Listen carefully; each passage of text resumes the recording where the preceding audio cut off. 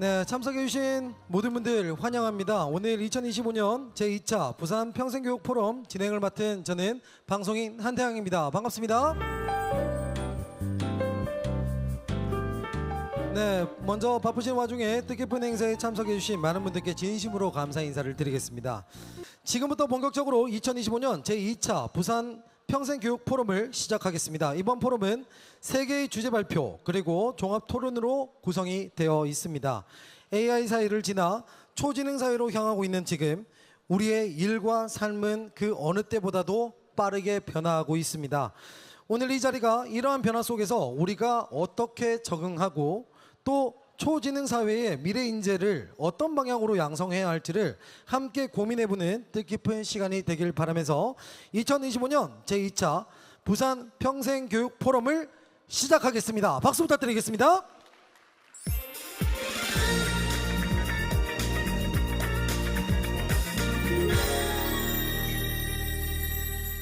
네, 그럼 먼저 첫 번째 주제 발표가 되겠습니다. 초지능 사회, 달라지는 일과 삶의 양태, 간극을 채우는 평생교육이라는 주제로 안현용 박사님을 무대 위로 모시겠습니다. 안현용 박사님께서는 현재 국가평생교육진흥원 디지털정책기획실 정책책임역으로 재직 중이시며 한국교육개발원 국가교육발전계획지원위원회 위원이자 한국평생교육학회 한국성인계회 속 교육학계에서 이사로 활동하시며 디지털 평생교육의 발전에 기여하고 계십니다. 다시 한번 큰 박수 한번 더 부탁드리겠습니다.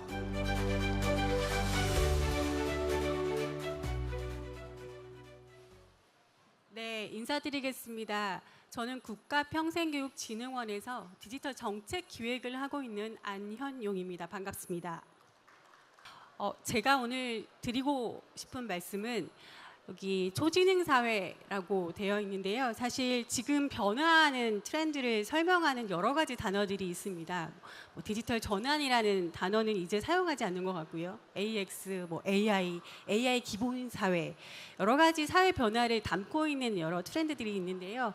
이런 변화하는 사회 속에서 과연 우리 삶이 어떻게 변하고 있는지, 그리고 내가 어떻게 이 부분을 바라보고 또 나의 삶을 재정비해야 되는지에 대한 부분을 같이 공유하고 좀 나누도록 하겠습니다.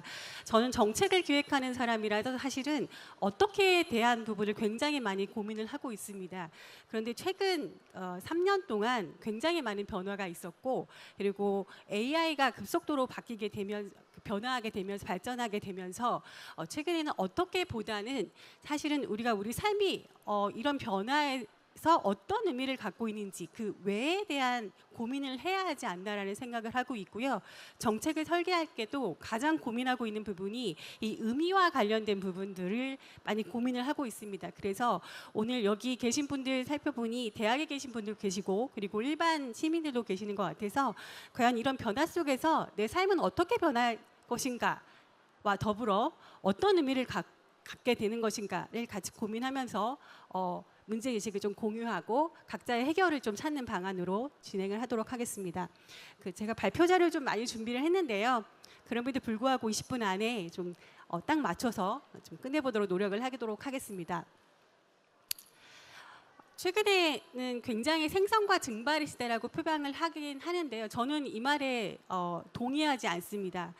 지금은 사실 디지털 전환이라는 용어가 나오면서 생성되고 증발되는 어떤 시대라고 규정을 짓는데요. 지금은 사실은 이 생성과 증발을 현상을 보는 부분이 아니라 이 부분에 대해서 우리가 어떤 의미를 부여할 수 있는지에 대한 해결책을 좀 찾아야 되는 시대다라고 하는 부분과, 그래서 이 정주성에 대한 부분도 같이 고민을 해봐야 된다. 왜냐하면 우리가 이 정주라고 하면 그동안은 한 공간 안에 있는 것들에 대한 어떤 고민들을 했었는데 디지털이나 AI가 발전되면서 과연 이 공간적 의미가 과연 의미가 있는 것인가에 대한 논의가 있습니다. 그래서 이 생성과 증발의 시대라고 현재를 얘기하고 있는 것에서 우리가 어떤 부분을 고민해야 되는가를 말씀드려 보면 앞에 책 중에 The Singularity라고 해서 레즈 커즈와일이 사실 제가 대학원 때 접했던 학자입니다. 이 학자가 특이점이라는 걸 얘기하면서 이런 얘기를 해요. 전체 기술 발전이 인간 삶을 변화할 수 없을 만큼 변화시키는 이런 지점이 올 건데, 이 레즈 커즈와일은 약 30년 정도 전에 2045년쯤에 그런 특이점이 올 것이다라고 얘기를 했습니다. 그런데 AI가 급격하게 발전을 하면서 그 오픈 AI 창업자인 샘 알트만이 온화한 특이점이라고 이 연도를 수정하게 돼요. 그래서 2045년에서 2025년으로 앞당기면서 20년이나 앞당겨지죠.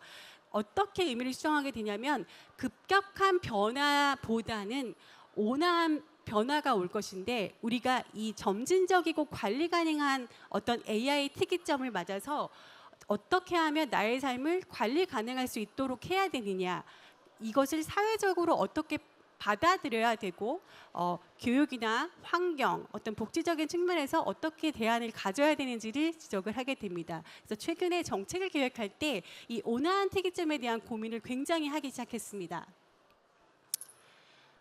제가 조금 하나 더 말씀드리면 여기 AI 많이 사용하고 계실 텐데요. 저도 사실 유로 결제를 해서 하는 페이드 버전을 월 한 20만 원 정도 결제해서 쓰고 있는 것 같아요.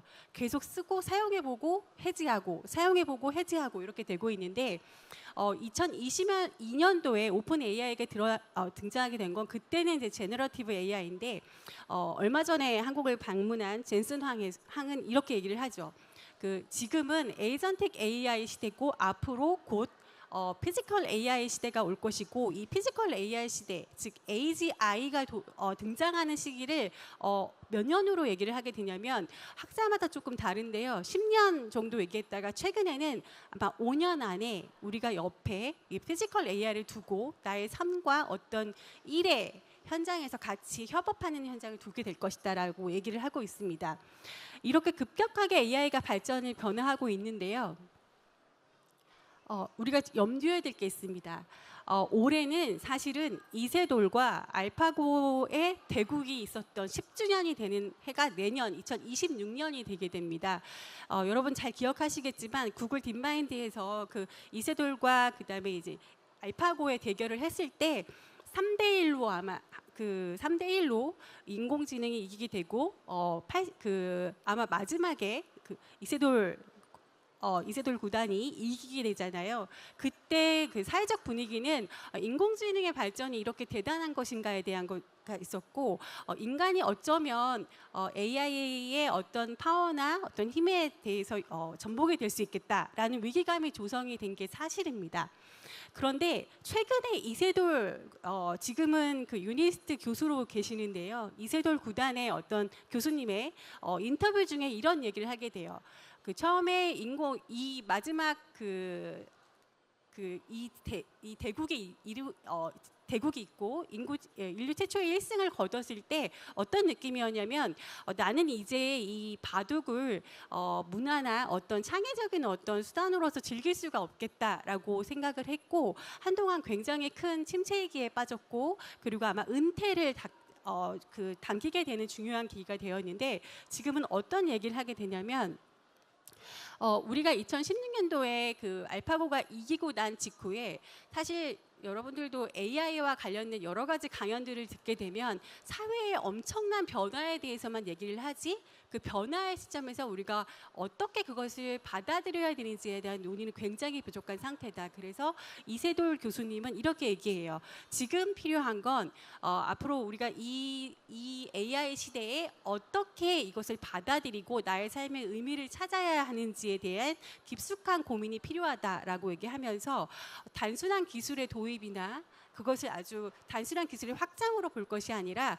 사고의 확장에 가는 어떤 전체적인 삶의 개편으로 봐야 한다라는 얘기를 하게 돼요. 그래서 이런 식으로 지금은 우리가 우리의 삶의 변화를 어떻게 받아들여야 되는지를 고민하고 있는 어떤 여러 가지 인투이션들이 등장하고 있다라고 말씀드릴 수 있을 것 같습니다. 그래서 저는 요즘의 시대는 사실은 켄타로스의 시대라고 정의하고 있습니다.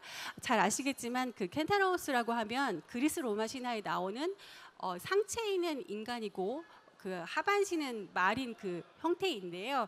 지금은 어쩔 수 없이 인공지능과 인류는 같이 갈 수 없는 어떤 켄타로스의 시대고 AI가 변화시킨 여러 가지 변화 영역 속에서 내 삶을 찬찬히 들어봐야 될 타이밍이다. 이렇게 말씀드리고 싶습니다. 또 하나 더 말씀드리고 싶은 건 이 논문은 사실 2023년도에 굉장히 센세이션을 일으켰던 논문인데요. 뭐냐면 인간의 과연 오른쪽 장벽, 즉 인간의 수명이 어디까지인가를 나타내는 논문이었어요. 이 논문에 따르면 2023년 기준인데 아마 이게 혈액으로 조사를 한 거에 따르면 앞으로 20년 안에 인간의 그 오른쪽 장벽은 120세에서 150세까지 보편화가 될 것이고, 그거에 따라서 이제 오른쪽이 보면 사회적인 모든 시스템이 바뀌어야 된다. 현재는 우리나라도 인구 100세 그리고 80에서 100세 이 사이에서 모든 시스템이 작동을 하고 있는데요. 지금은 이제 150세를 기반으로 더군다나 이제 AI가 등장하게 되면서 이거는 그 시기가 앞당겨질 거기 때문에 모든 시스템들이 바뀌어야 된다. 그러면 이 안에 살고 있는 나는 어떠한 준비를 해야 되고 어떻게 이 의미를 봐야 할 것인가에 대한 고민을 얘기하게 되는 거죠. 그래서 AX 시대라고 얘기를 하는 거를 많이 들어보셨을 겁니다. 단순히 DX라고 하면 어떤 기술적 도입이나 어떤 그 디지털화를 넘어서서 AX라고 하는 것은 철저하게 사회적인 개편, 전체적인 체질 개선을 이루어져야 되는 것을 보면 얘기를 하게 되는데요.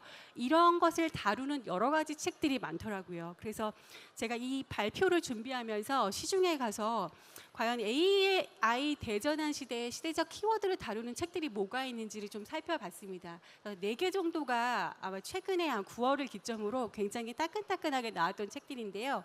공통적으로 어떤 걸 야구하고 있냐면 결국은 켄타로스 시대지만 인간 판단이 굉장히 중요할 것이다 라고 하면서 여러 가지 뭐 법률 AI나 어떤 여러 가지 의료 진단이나 AI 기술이 발달되겠지만 궁극적으로 이거를 최종적으로 이용이 아닌 활용의 수단으로 하는 최종적인 주체는 인간일 거기 때문에 우리는 인간 판단의 중요성을 생각하고 우리가 생각하는 어떤 우리 스스로의 사고력을 기르는 데 집중을 해야 한다라는 거에 집중하고 얘기를 하고 있습니다. 또한 기분과 감정이 굉장히 중요할 것이다라는 얘기도 등장하고 있어요. 굉장히 빠르게 변화하고 있고 굉장히 불안한 사회를 추동하고 있기 때문에 감정적인 어떤 위로나 어떤 그 기분과 감정을 최우선하는 여러 가지 상품이나 사업들 그리고 어떤 문화들이 될 것이고 여기에 이제 그런 부분이 들어가게 돼요. 그래서 사실은 우리가 고민해야 될 거는 기술적 편의성보다는 감정적인 편안함을 추구하는 여러 가지 아이템들 그리고 여러 가지 문화들 그리고 여러 가지 나의 삶의 작동들을 고민해봐야 할 타이밍이다라고 진짜 생각을 좀 해봤습니다. 그리고 AX 조직은 뭐 앞서도 말씀드린 것처럼 이제는 AI 중심 조직으로 바뀌어야 되는데 이게 쉽게 말하면 이게 어떤 얘기냐면 점점 수평적 구조로 가야 한다라고 말을 하고 있는 거죠. 그러니까 예전에 대기업의 모토는 완성도에 집착을 했습니다. 그래서 일사불란하게 조직 체계를 갖추고 하나의 어떤 상품이나 하나의 기획안이 완성도를 갖추기 위해서 굉장히 노력을 했다면 지금은 그런 시스템이 먹히지 않는 거예요. 왜? 사회가 너무 빠르게 변화하기 때문에. 그래서 프로젝트형 업무 방식이나 아니면 이걸 피보팅이라고 얘기하는데요. 프로젝트형으로 빠르게 트라이해보고 검증해보고 다시 파기하고 또 트라이해보고 해서 점점점 소통을 통해서 어떤 그 하나의 목표에 추구하는 과정들을 집중하게 되고 이에 따라 조직 구성도 다르게 됩니다. 그래서 이제는 기업 문화에 보면 저희 회사 그 위층에 AI 그 LG AI 연구소와 관련 문화 그 기업들이 있는데요.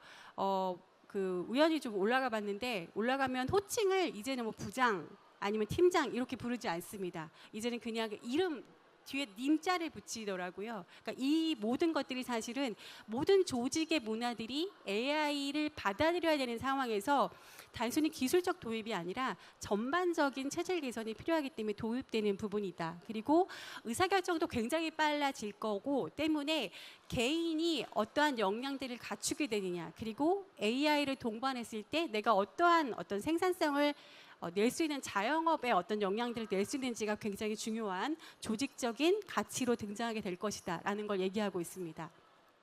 또한 라이프 스타일 엄청 많이 변화할 거다라는 것도 얘기하고 있는데요. 1인 가구는 많이 들어보셨을 겁니다. 그런데 이제는 1인 가구가 아니라 1.5 가구라고 해서 혼자 있지만 그 사회 제도적으로는 1인 가구를 표방하지만 함께 시간을 보내는 어떤 새로운 유형이 등장하고 있고, 실질적으로 조사를 해보면 이 초록색 셀이 1.5가구의 분포인데요. 그 분포가 점점 증가하고 있습니다.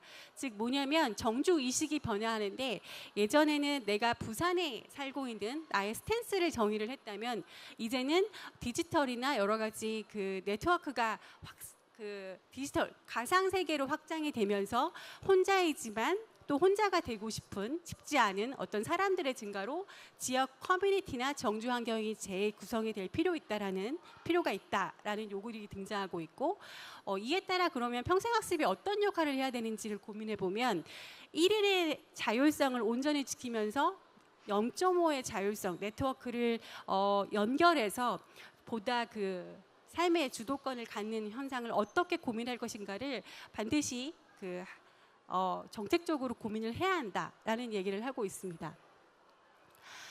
그다음에 이 부분은 저는 정말로 공감하는 부분인데요. 급변기에 근본적 가치에 대한 논의가 증가하고 있습니다. 이 불안정한 어떠한 이 불안의 시대 때 과연 삶을 지탱하고 있는 것이 뭔가라고 했을 때 앞서 말씀드린 것처럼 그 인간에 대한 어떤 기본적인 사고력 그리고 본질에 대한 지향성을 갖는 현상들이 등장하고 있는데, 이를 통한 어떤 전통이나 원조 가치에 대한 재조명하는 형태들이 등장할 거고, 나의 삶의 변화를 받아들일 때도 근본적으로 나의 삶에 대해서 고민해보는 이 본질성에 대한 부분들이 중요하다라고 얘기를 하면서, 더불어 지역의 문제로 넘어가게 되면 지역적 근본에 대한 부분을 반드시 고민해야 한다. 즉 우리가 아까 말씀드린 것처럼 내가 그 나의 지역적 배경을 통한 정주성이나 이런 것들을 고민했을 때 나는 예를 들어 동서대학교에 다니는, 부산에 소재하는 동서대학교에 다니는 누구누구다라고 재정의를 했다면 이제는 그렇게 정의할 수 없다라는 거죠. 여러 가지 가상 세계로 확장이라든가 어떤 정두성에 대한 변화들이 있기 때문에 근본적인 부분에 따라서 나를 정말로 잘 아는 어떤 근본적인 부분으로 나를 재정의할 필요가 있다라고 그 문제를 제기하고 있습니다. 또 하나는 그 마처 세대와 뉴 시니어의 등장인데요. 마처 세대는 사회경제학적 용어이긴 합니다. 이게 사회경제학적 분야에서는 내가 부모를 모시고 그리고 마지막으로 내가 나의 자식으로부터 부양을 받는 마지막 세대가 이 마처 세대고, 이 세대의 정확한 거는 지금 1960년대에 해당하는 초반에 해당하는 그 세대들을 마처 세대라고 얘기를 하는데요. 이거를 평생교육이나 여러 가지 사회문화학적으로 확장을 지게 되면 AI와 매칭돼서 시너지를 내는 새로운 시니어 세대다라고 재정의하게 됩니다. 그래서 AI 시대 때 어떤 자신이 갖고 있는 경험이나 여러 가지 경력들을 기반으로 새롭게 이 사회를 재편하는 어떤 세대로 등장하고 있는 게 마처 세대고, 뉴 시니어도 마찬가지입니다. 이런 것 때문에 사실은 정부 정책적으로 워크 리부트, 즉 직업의 현장이나 삶의 현장을 다시 리부트하는 어떤 정책들이 펼쳐지게 되고, 잘 아시겠지만 신입 직원보다는 경력직을 선호하는 현상들도 등장하게 됩니다.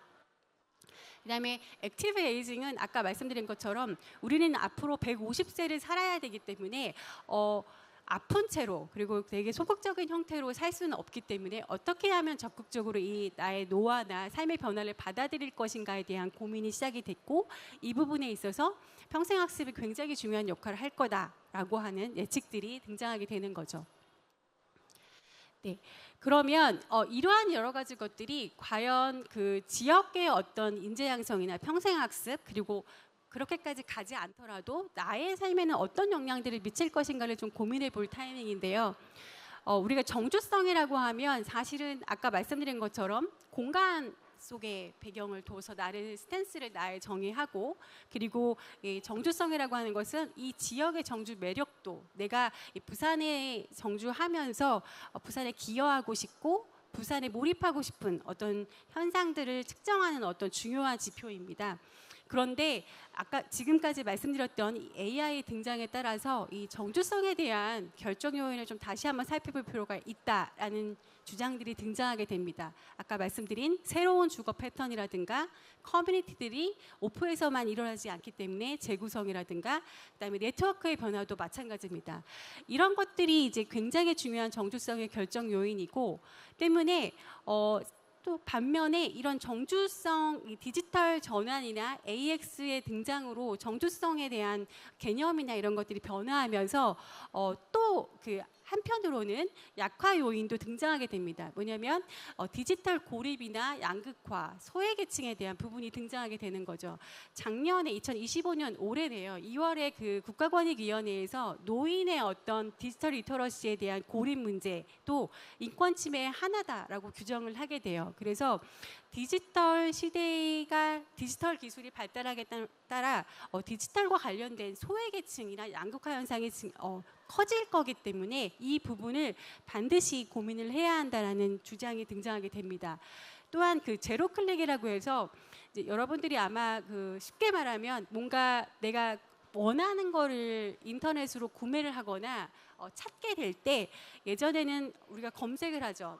네이버 뭐 이런 데다가 검색을 하게 되는데 이제는 내가 그 온라인상에서 잔류했던 여러 가지 데이터들을 분석을 해서 내가 클릭하지 않아도 내가 원하는 상품이나 내가 원하는 삶의 가치들, 내가 원하는 네트워크들을 다 제안을 해줍니다. 이런 거를 제로 클릭이라고 얘기하는데요.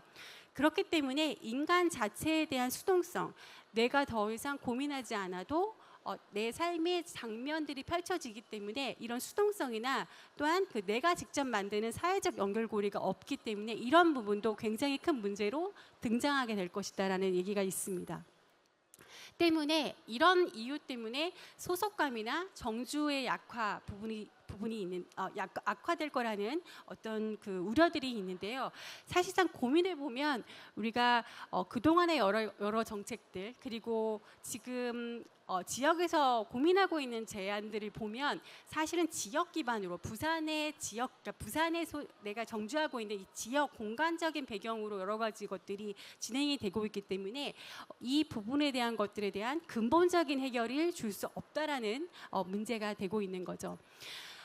그래서 이런 문제들을 해결하는 데 있어서 전 세계적으로 정책적인 노력을 하게 됩니다. 뭐 대표적으로는 덴마크의 디지털 홈케어 서비스라고 해서 노인 인구가 증가하게 되면서 어떻게 홈케어를 하게 되느냐에 대한 부분도 있고, 핀란드 같은 경우에는 엘리먼트 오브 AI라고 해서 전 국민에게 AI를 보급하는 정책들을 시작하고 있습니다. 일본은 뭐 대표적으로 세이버 크리에이터를 프로젝트 한다고 해서 액티브 에이징과 관련된 여러 가지 정책들을 하고 있고요. 싱가포르 같은 경우에는 스케이스 퓨처라고 해서 전 국민에게 그 AI에 대한 역량을 하겠다라고 하면서 지금 우리나라에서도 이 싱가포르의 스케이스 퓨처와 관련된 어떤 정부 정책들을 많이 도입해서 고민을 하고 있습니다. 제가 이 하나 더 유의미하게 말씀드리고 싶은 건 이 프로게타이고 프로그램이라고 해서 에스토니아에서 하고 있는 부분인데요. 아마 에스토니아를 검색을 해보면 부산 인구가 제가 알기로는 350만 정도 되는 걸로 알고 있는데요. 저 발칸 반도에 있는 아주 작은 나라예요. 이 나라는 인구가 130만 정도밖에 되지 않지만 엄청난 GDP를 갖고 있습니다. 왜냐하면 모든 지역의 여러 가지 인프라와 그리고 인력에 대한 AI 정책을 12년부터 진행을 하고 있거든요. 그래서 어떤 것들이 있나를 조금 보다 보니까 제일 유의미했던 게 바로 저 E-레지던시라고 해서 아까 말씀드린 것처럼 굉장히 작은 나라고 굉장히 작은 인구를 갖고 있지만 어떤 전 세계의 어느 나라도 저 이 레지던스를 받게 되면 에스토니아의 행정적인 것들, 교육적인 것들, 문화적인 것들을 다 취할 수 있게 되고, 그래서 그럼 나도 이걸 받을 수 있나라고 찾아보니까 한국은 아직 이거에 대한 대사관이 있지 않더라고요. 그래서 한국은 아마 여기까지는 되지 않는데 이 부분이 굉장히 중요하고, 여기서도 집중하고 있는 것이 농촌 지역의 인구가 굉장히 유출되는 것에 대한 문제가 있었습니다. 그런데 이 프로게 타이거라고 하는 이 프로그램을 돌리면서 농촌 지역 인구 유출이 58%나 감소가 됐고, 그리고 전 세계적으로 10,000명 넘는 디지털 노마드가 유입이 돼서 아까 말씀드린 정주성에 대한 개념을 재정의하는 데 굉장히 중요한 모티브가 됐던 정책들이 피고 있는 거죠. 또 하나 말씀드리고 싶은 게 이제 바르셀로나인데요. 바르셀로나도 어떤 디지털 스마트 시티에 대한 굉장히 중요한 정책들이 피고 있습니다. 핵심적으로 말씀드리면 우리 지역에 있는 문제점들을 우리가 발굴해서 우리가 해결한다라고 하면서 디지털 참여 행정 플랫폼을 만들고요. 거기서 해당하는 여러 가지 문제들을 해결하기 위한 다양한 개방형 학습 생태계를 하고 있는데, 여기를 살펴보면 지역과 대학이 어떻게 협업해서 해야 되는지에 대한 중요한 얘기가 있기 때문에 아마 이 부산 지역의 라이즈와 관련된 사업들이나 체계들을 수행을 할 때, 세계 안에서 수행을 할 때 어떻게 해야 되느냐에 대한 부분에 있어서 디지털과 관련된 논점들을 심도 있게 고민하지 못하고 계시는 걸로 알고 있고, 어떻게 해야 되는지에 대한 어려움이 있을 거라 생각이 되는데 굉장히 중요한 참고 자료가 될 거라고 생각이 됩니다. 그럼 한국을 보면 이 부분 좀 살펴볼 수 있는데요. 이 부분이 이제 저희가 작년에 엄청나게 집중을 했던 하나의 프로젝트입니다. 이전부터 22년부터 사실 디지털 논의들은 있었지만 작년에 24년에 그 인공지능 디지털 프로젝트라고 해서 30세 이상의 학습 성인들에게 어떻게 하면 디지털 역량을 좀 확장시킬 것인가에 대한 대규모 프로젝트가 있었고요. 이게 현재 이제 이재명 정부로 바뀌게 되면서 잘 많이 들어보셨겠지만 뭐 AI에 관련된 고속도로를 뚫겠다, 뭐 이런 말씀 정책적으로 하고 있고, 그리고 AI 기본사회로 만들겠다라고 하는 논의들이 등장하게 되면서 이전에, 그러니까 24년도 런칭됐을 때는 재교육이나 아까 말씀드렸던 워크 리뷰트와 관련된 재교육과 관련된 부분들이 굉장히 강조가 되면서 대학을 뽑고 지역 분들에게 AI 역량을 어떻게 높일 것인가를 교육시키는 어떤 정책들을 저희가 시작을 했습니다. 근데 이 정책들을 보면 단순히 그냥 AI 스킬들을 높이는 건 아니고요. 아마 여기 계신 분들도 사회 경제적으로 여러 가지 역할들이 있을 텐데요. 내가 일하고 있는 어떤 직군에서 AI 기술을 습득해서 좀 더 나은 어떤 효율성과 효과성을 창출할 것인가가 큰 고민이었고, 이 부분에 대한 역할들을 했습니다. 그런데 아까 말씀드린 것처럼 이재명 정부가 들어나가면서 단순히 재교육에 대한 부분만 신경 쓰는 것이 맞는 것인가에 대한 문제 제기가 시작이 됩니다.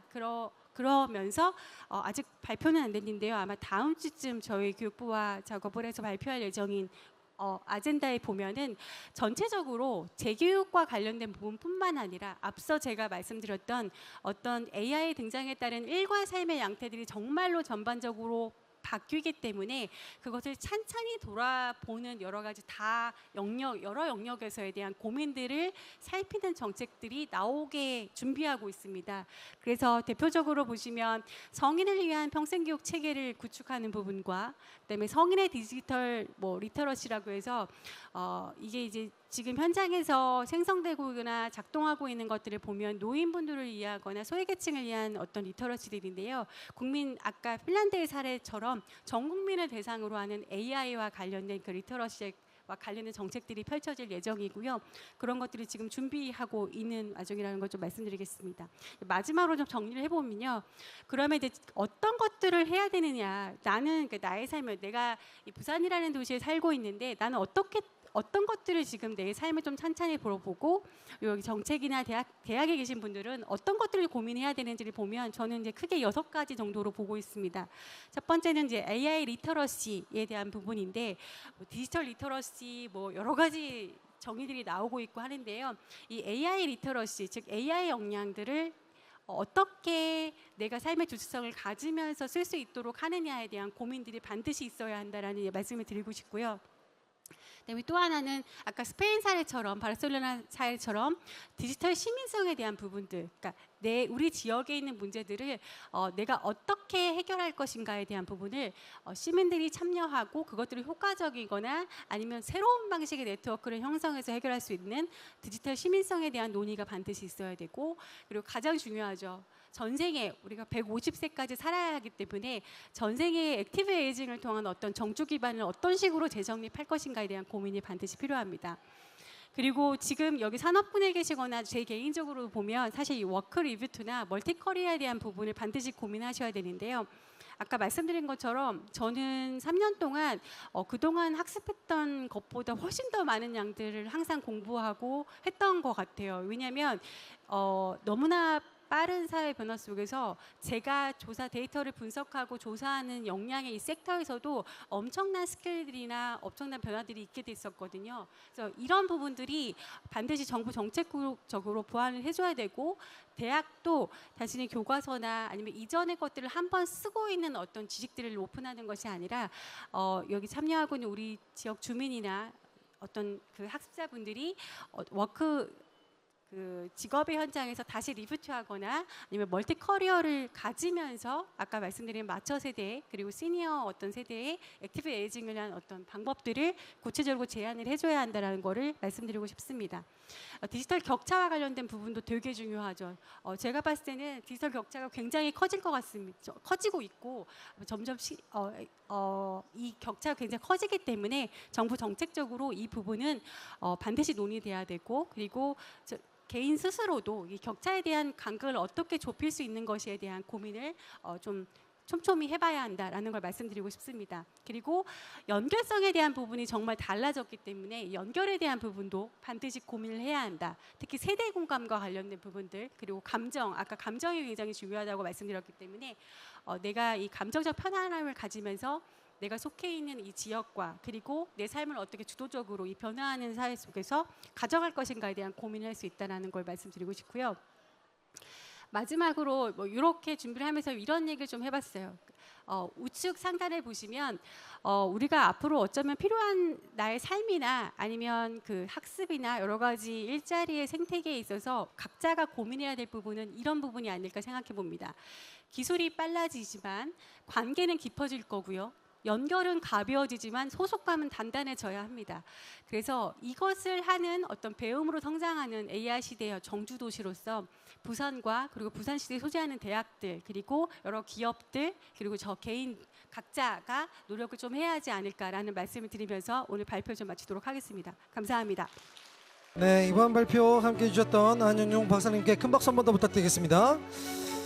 네, 안윤용 박사님께서는 DX, 디지털 전환에서 AX, AI 대전환으로 이어지는 변화 속에서 삶과 지역 그리고 평생학습의 변화를 짚어주셨으며 AX 시대의 평생학습이 지역 인재 양성 기반으로 새롭게 진화해 나가야 할 방향을 제시해 주셨습니다. 변하는 사회 속에서 평생교육이 나아가야 할 길을 제시해 주신 안윤용 박사님께 큰 박수 한 번 더 부탁드리겠습니다. 자, 이어서 초진행 사회와 평생교육 미래 대응 전략을 주제로 양은권 학장님 무대 위로 모셔보도록 하겠습니다. 박수로 환영해 주십시오. 양은권 학장님께서는 대구대학교 글로컬라이프대학 학장 및 실버복지 평생교육학과 교수로 재직 중이시며 한국평생교육학회 부회장, 한국평생교육총연합회 이사로 활동하고 계십니다. 대구 경북을 넘어 전국적으로 평생교육 활동화에 이바지하고 계신 양은권 학장님을 큰 박수로 환영해 주시기 바라겠습니다.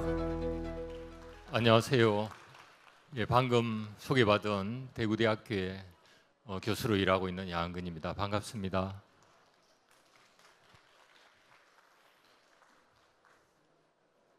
제가 부산은 초등학교 저학년 시절에 수정동에 있는 수정초등학교에 한 1년 정도 다녔습니다. 우리 집이 저기 삼복도로 르네상스 사업도 하고 있는 그 삼복도로 그쪽에 있었어요. 제가 경북에는 이 도 단위의 무대에 간혹씩 서는데 이 다른 지역에 특히 부산에서 이렇게 큰 무대에 서게 돼서 대단히 영광이고 또 자리를 마련해 주신 관계자분들께 감사드립니다. 그리고 요 기념을 남기기 위해서 지인들은 사진을 좀 찍어서 나중에 카톡으로 보내주세요. 고맙습니다. 안윤용 우리 박사님께서 초진형 사회 우리의 달라지는 삶과 양태에 대해서 자세히 그리고 큰 패러다임 속에서 거시적으로 설명해 주셔가지고 여러분들이 많이 도움이 됐을 거라고 생각합니다. 다행히 조금 더 길게 강의해 주셔서 저는 짧게 해도 여러분들이 뭐라고 안 할 것 같아가지고 감사히 생각합니다. 저는 20분 안에 끝내도록 노력을 하겠습니다. 지금이 한 45분 정도 끝나면 되니까 그죠? 45분 정도에는 꼭 마치도록 그렇게 하겠습니다. 초디능 사회와 미래 대응 전략인데요. 저는 인공지능 전문가가 아니고 평생교육 전문가죠. 그래서 인공지능은 저에게 있어도 친숙하지도 않고 상당히 도전적인 존재라고 볼 수 있겠죠. 그래서 이 다가오는 인공지능 사회, 또 우리가 지금 일상 속에서 살아가는 인공지능 사회에서 우리가 평생교육, 우리 시민들의 학습의 힘으로 그리고 국가 차원의 교육의 힘으로 어떻게 인공지능을 잘 견디고 또 여기에 지배받지 않고 우리가 이겨나갈 것인가, 이런 주제로 말씀을 드려볼까 합니다. 이것도 인공지능으로 그렸습니다. 제가 인공지능 별로 많이는 못 쓰는데 우리 안 박사님은 막 한 30-40만 원 투자하시는 것 같은데 저는 재력이 좀 딸려서 3-4만 원, 5만 원 안에서 투자하고 있습니다. 그래서 이 말을 우리가 타고 있죠. 사람이 타고 있는데 이게 우리가 말이 인공지능이라면 이걸 타고 있는 사람은 우리 인간이다, 이런 의미로 이해하시면 될 것 같습니다. 우리가 오늘날 사회를 정보화 사회, 농업혁명을 거쳐서 산업혁명을 거쳐서 정보화 혁명을 거쳐서 우리가 정보화 사회가 도래했습니다. 여러분들도 기억하시죠? 저도 대학 때 컴퓨터실에 컴퓨터를 제일 먼저 컴퓨터실에서 접하게 됐고, 여러분들은 가정에 다 있죠. 그리고 여러분들 손안에 스마트폰이 다 있지 않습니까? 스마트폰도 컴퓨터지 않습니까? 그런데 우리는 강의실에서 처음 실습실에서 컴퓨터를 받고, 그 다음에 다른 사람하고 대화하는 것은 전화선으로 연결된 천리안, 그걸 활용해서 다른 사람하고 채팅도 하고, 천리안을 아는 사람은 저하고 같은 세대예요. 그렇게 했고, 그 다음에 이제 인터넷을 썼고, 무선 인터넷을 썼고, 그 다음에 메타버스, 그리고 줌이나 웹엑스 이런 걸로 실시간 대화를 하고 있고, 지금은 챗GPT 같은 거를 활용해서 인공지능을 이용하고 있습니다. 인류의 그런 과학기술의 속도가 엄청나게 빠르게 변하고 있는 것 같습니다. 여기서 중요한 것은 우리 인류가 이러한 과학기술 문명을 다 이렇게 확산해서 쓰는데 아무도 공적으로 동의한 바가 없다는 거예요. 인공지능도 젠슨 황이 개발하고 많은 사람들이 또 한 20-30년 전부터 개발했지만은 우리가 인공지능 사회로 가는 것에 대해서 우리 인간에게, 우리 전 지구인에게 투표로 물어봤거나 이런 적이 없습니다. 그냥 우리는 끌려가고 있는 그 와중에 있는 것 같아요. 그러나 이제 우리가 인공지능이라는 것이 정보화 사회에서 또 과학기술 시대에 있어서 안 쓰면 안 되는 그런 도구가 되었죠. 저는 교육은 사냥의 기술을 가르치는 게 교육이라고 보거든요. 우리 원시 시대에는 돌도끼, 화살 이런 걸로 토끼를 사냥하고 고래를 잡았다면은 이제는 우리가 고래 잡는 대신에 새로운 그런 정보를 이용해서 뭔가 새로운 것을 만들어내고 하죠. 그런 도구가 이제는 컴퓨터가 됐고 인공지능이 됐고, 이제는 손에 들고 다니는 스마트폰이 된 거라고 그렇게 보고 있습니다. 초인공지능이 뭐냐? 인공지능이 AI인데 인공지능을 넘어서는 게 초인공지능이라고 볼 수 있습니다.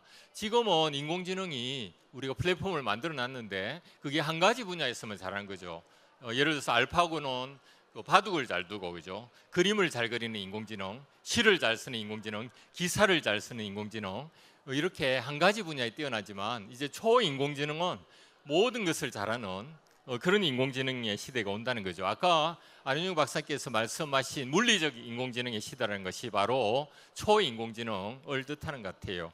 그래서 돌아다니는 그런 물체, 로봇, 그런 것들이 자동차 이런 것들이 아예 인간보다 더 뛰어난 능력을 갖고 있는 그런 시대가 곧 온다는 거죠. 아까 박사님 그 발표 자료에는 제 기억에 모르겠는데 한 2040 몇 년에 온다고 돼 있는데 카이스트의 김대식 교수 얘기에 의하면은 그분은 AGI 천사인가 악마인가 그 책에서 앞으로 5년 빠르면 5년 늦어도 10년 안에 그런 시대가 온다고 합니다. 그러니까 우리 인공지능이 인간을 통제하고 우리 위에 서는 그런 시대가 앞으로 10년 안에 올 수 있다는 거죠.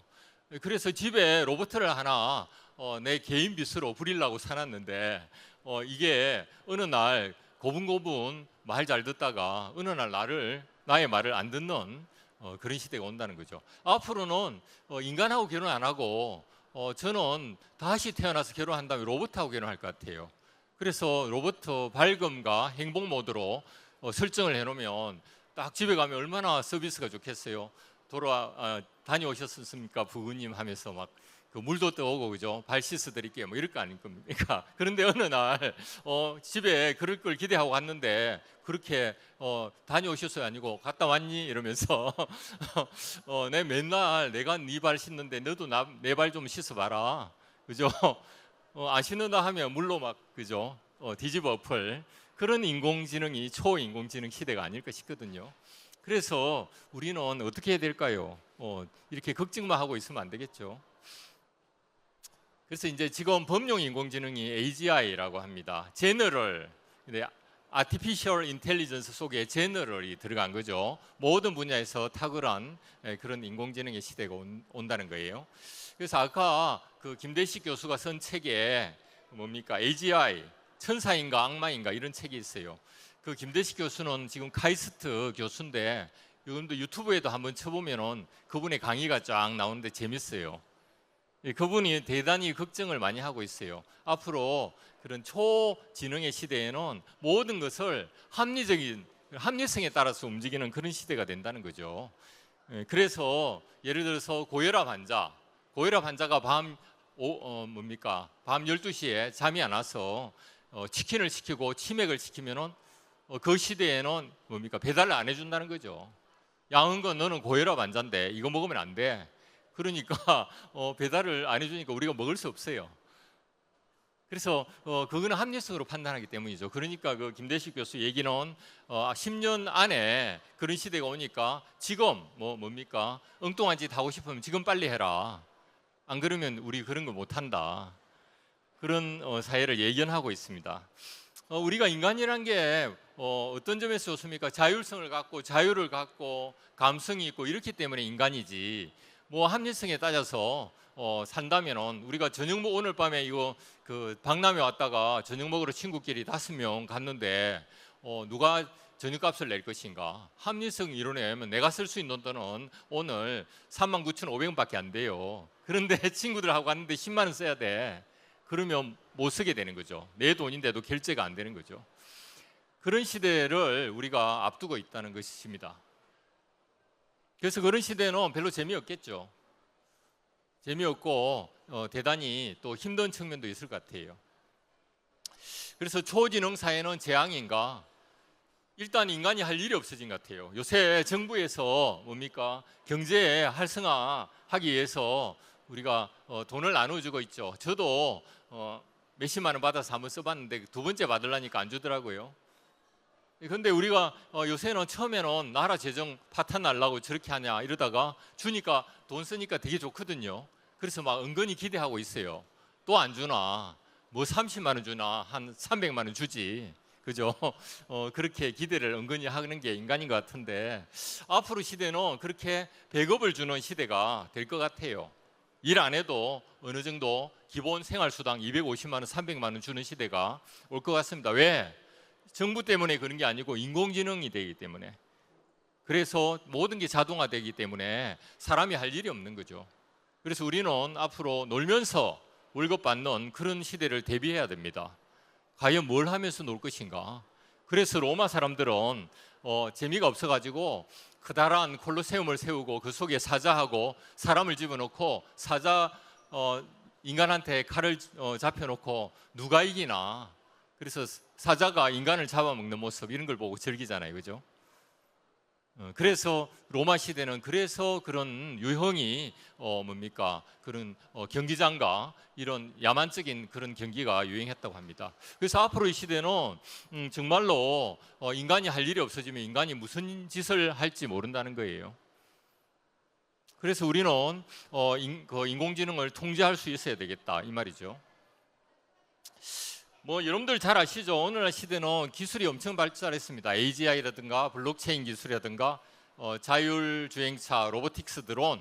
이번에 우크라이나 러시아 전쟁에도 보니까 드론이 더 전쟁을 다 하더라고요. 앞으로는 6세대의 전투기는 전투기 조종사가 없어요. 그냥 땅에서 이렇게 조종하면은 날아가면서 편대가 옆에서 협업하면서 다른 비행기를 격추시키고 하거든요.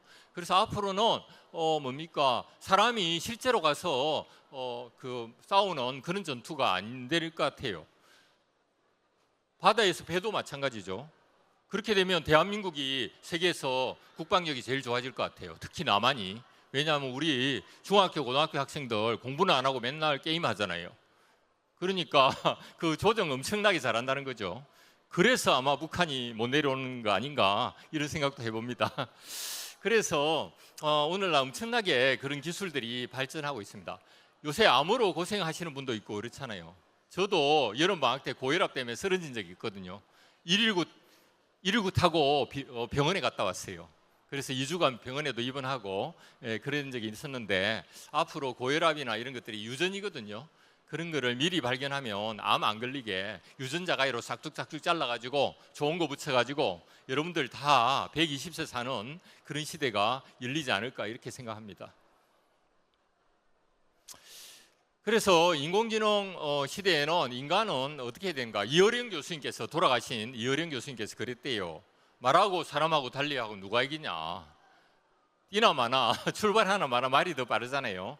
그런데 인간이 말 위에 올라타면은 문제가 달라지죠. 그 말은 아무리 빨라도 인간이 가고 싶은 곳으로 가는 거죠. 그래서 앞으로 인공지능, 그러니까 이세돌 같은 분이 이제 다시는 못 이길 거라. 그러니까 우리는 어떻게 해야 됩니까? 알파고를 통제할 수 있는 인간이 있으면 되는 거죠. 그래서 머리가 우리가 AGI보다 더 좋을 필요가 없다는 거죠. 우리가 통제할 수 있는 그런 능력, 그런 규범, 그런 표준, 그런 것들을 만들면 된다는 거죠. 그래서 저는 인간은 인공지능을 도구로 열심히 활용해야 돼요. 우리 박사님께서 많이 투자해서 막 쓴다고 하셨는데 여러분들도 투자하셔야 돼요.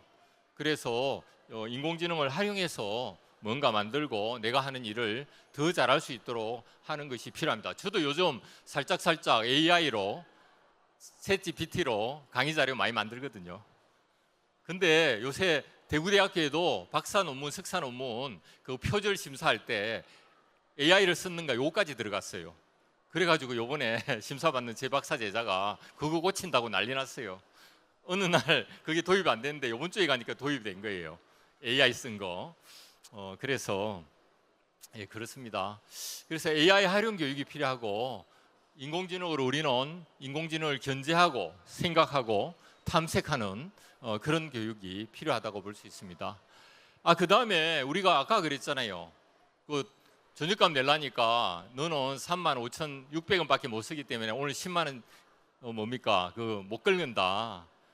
이런 시대입니다. 얼마나 답답하고, 그죠? 사람도 그렇잖아요. 사람도 막 계산기 먼저 두드리고 계산할 때 친구들하고 밥 먹고 제일 뒤에서 멀쩡멀쩡하면서 안 나가고 이런 친구들 얼마나 삭막하고 그렇습니까? 그렇기 때문에 우리가 인공지능 시대일수록 인문학 강의, 인간 감성의 강의, 우주에 관한 강의, 존재의 의미에 관한 강의, 이런 것들이 더 필요할 것이다 이렇게 생각하는 거죠. 그래서 앞으로는 저는 책을 많이 읽는 사람이 그 시대를 앞서 나갈 것이다. 우리가 마이크로소프트 사장이라든가 미국에 잘 나가는 그런 분들이 다 인문학자예요. 책을 많이 읽고 인문학도였다는 거죠.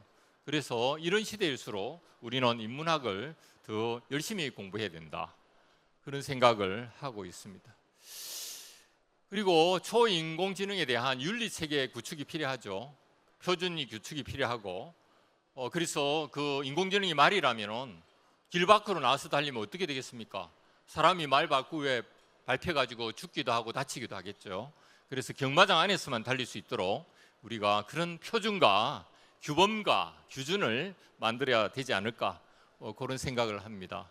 그리고 인공지능 전문가가 돼야 되겠죠. 대한민국에서 멋진 플랫폼이 개발될 수 있도록 그래서 그 돈이 여러분들 5만 원, 10만 원 내고 쓰는 돈이 대한민국으로 들어올 수 있도록 그런 전문가를 우리가 양성해야 되지 않을까 그런 생각을 해봅니다.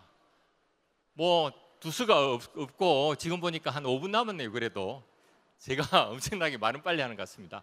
더 못한 얘기는 토론 시간에 여러분들이 함께 우리가 인공지능이 이끌어가는 그 사회에 인간이 인공지능을 밧줄을 묶어가지고 끌려가지 않고 우리가 인공지능을 강아지처럼 데리고 다니면서 쓸 수 있는 그런 방안이 무엇인가, 교육과 학습이 무엇을 해야 되는가 이런 것들을 함께 고민하면 좋겠습니다. 감사합니다.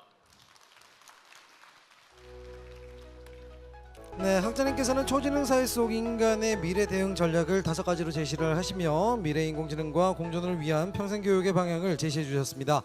네, 다음으로 대학과 평생교육이 함께 양성하는 초지능 사회 미래 인재를 주제로 이상욱 이사장님께서 발표해 주시겠습니다. 큰 박수로 환영해 주시기 바라겠습니다. 네, 이상욱 이사장님께서는 한국대학평생교육협의회 이사장으로 활동 중이시며 현재 한림대학교 스포츠재활학부 교수 및 평생교육원장으로 재직 중이십니다. 여러분들 큰 박수로 환영해 주시기 바라겠습니다.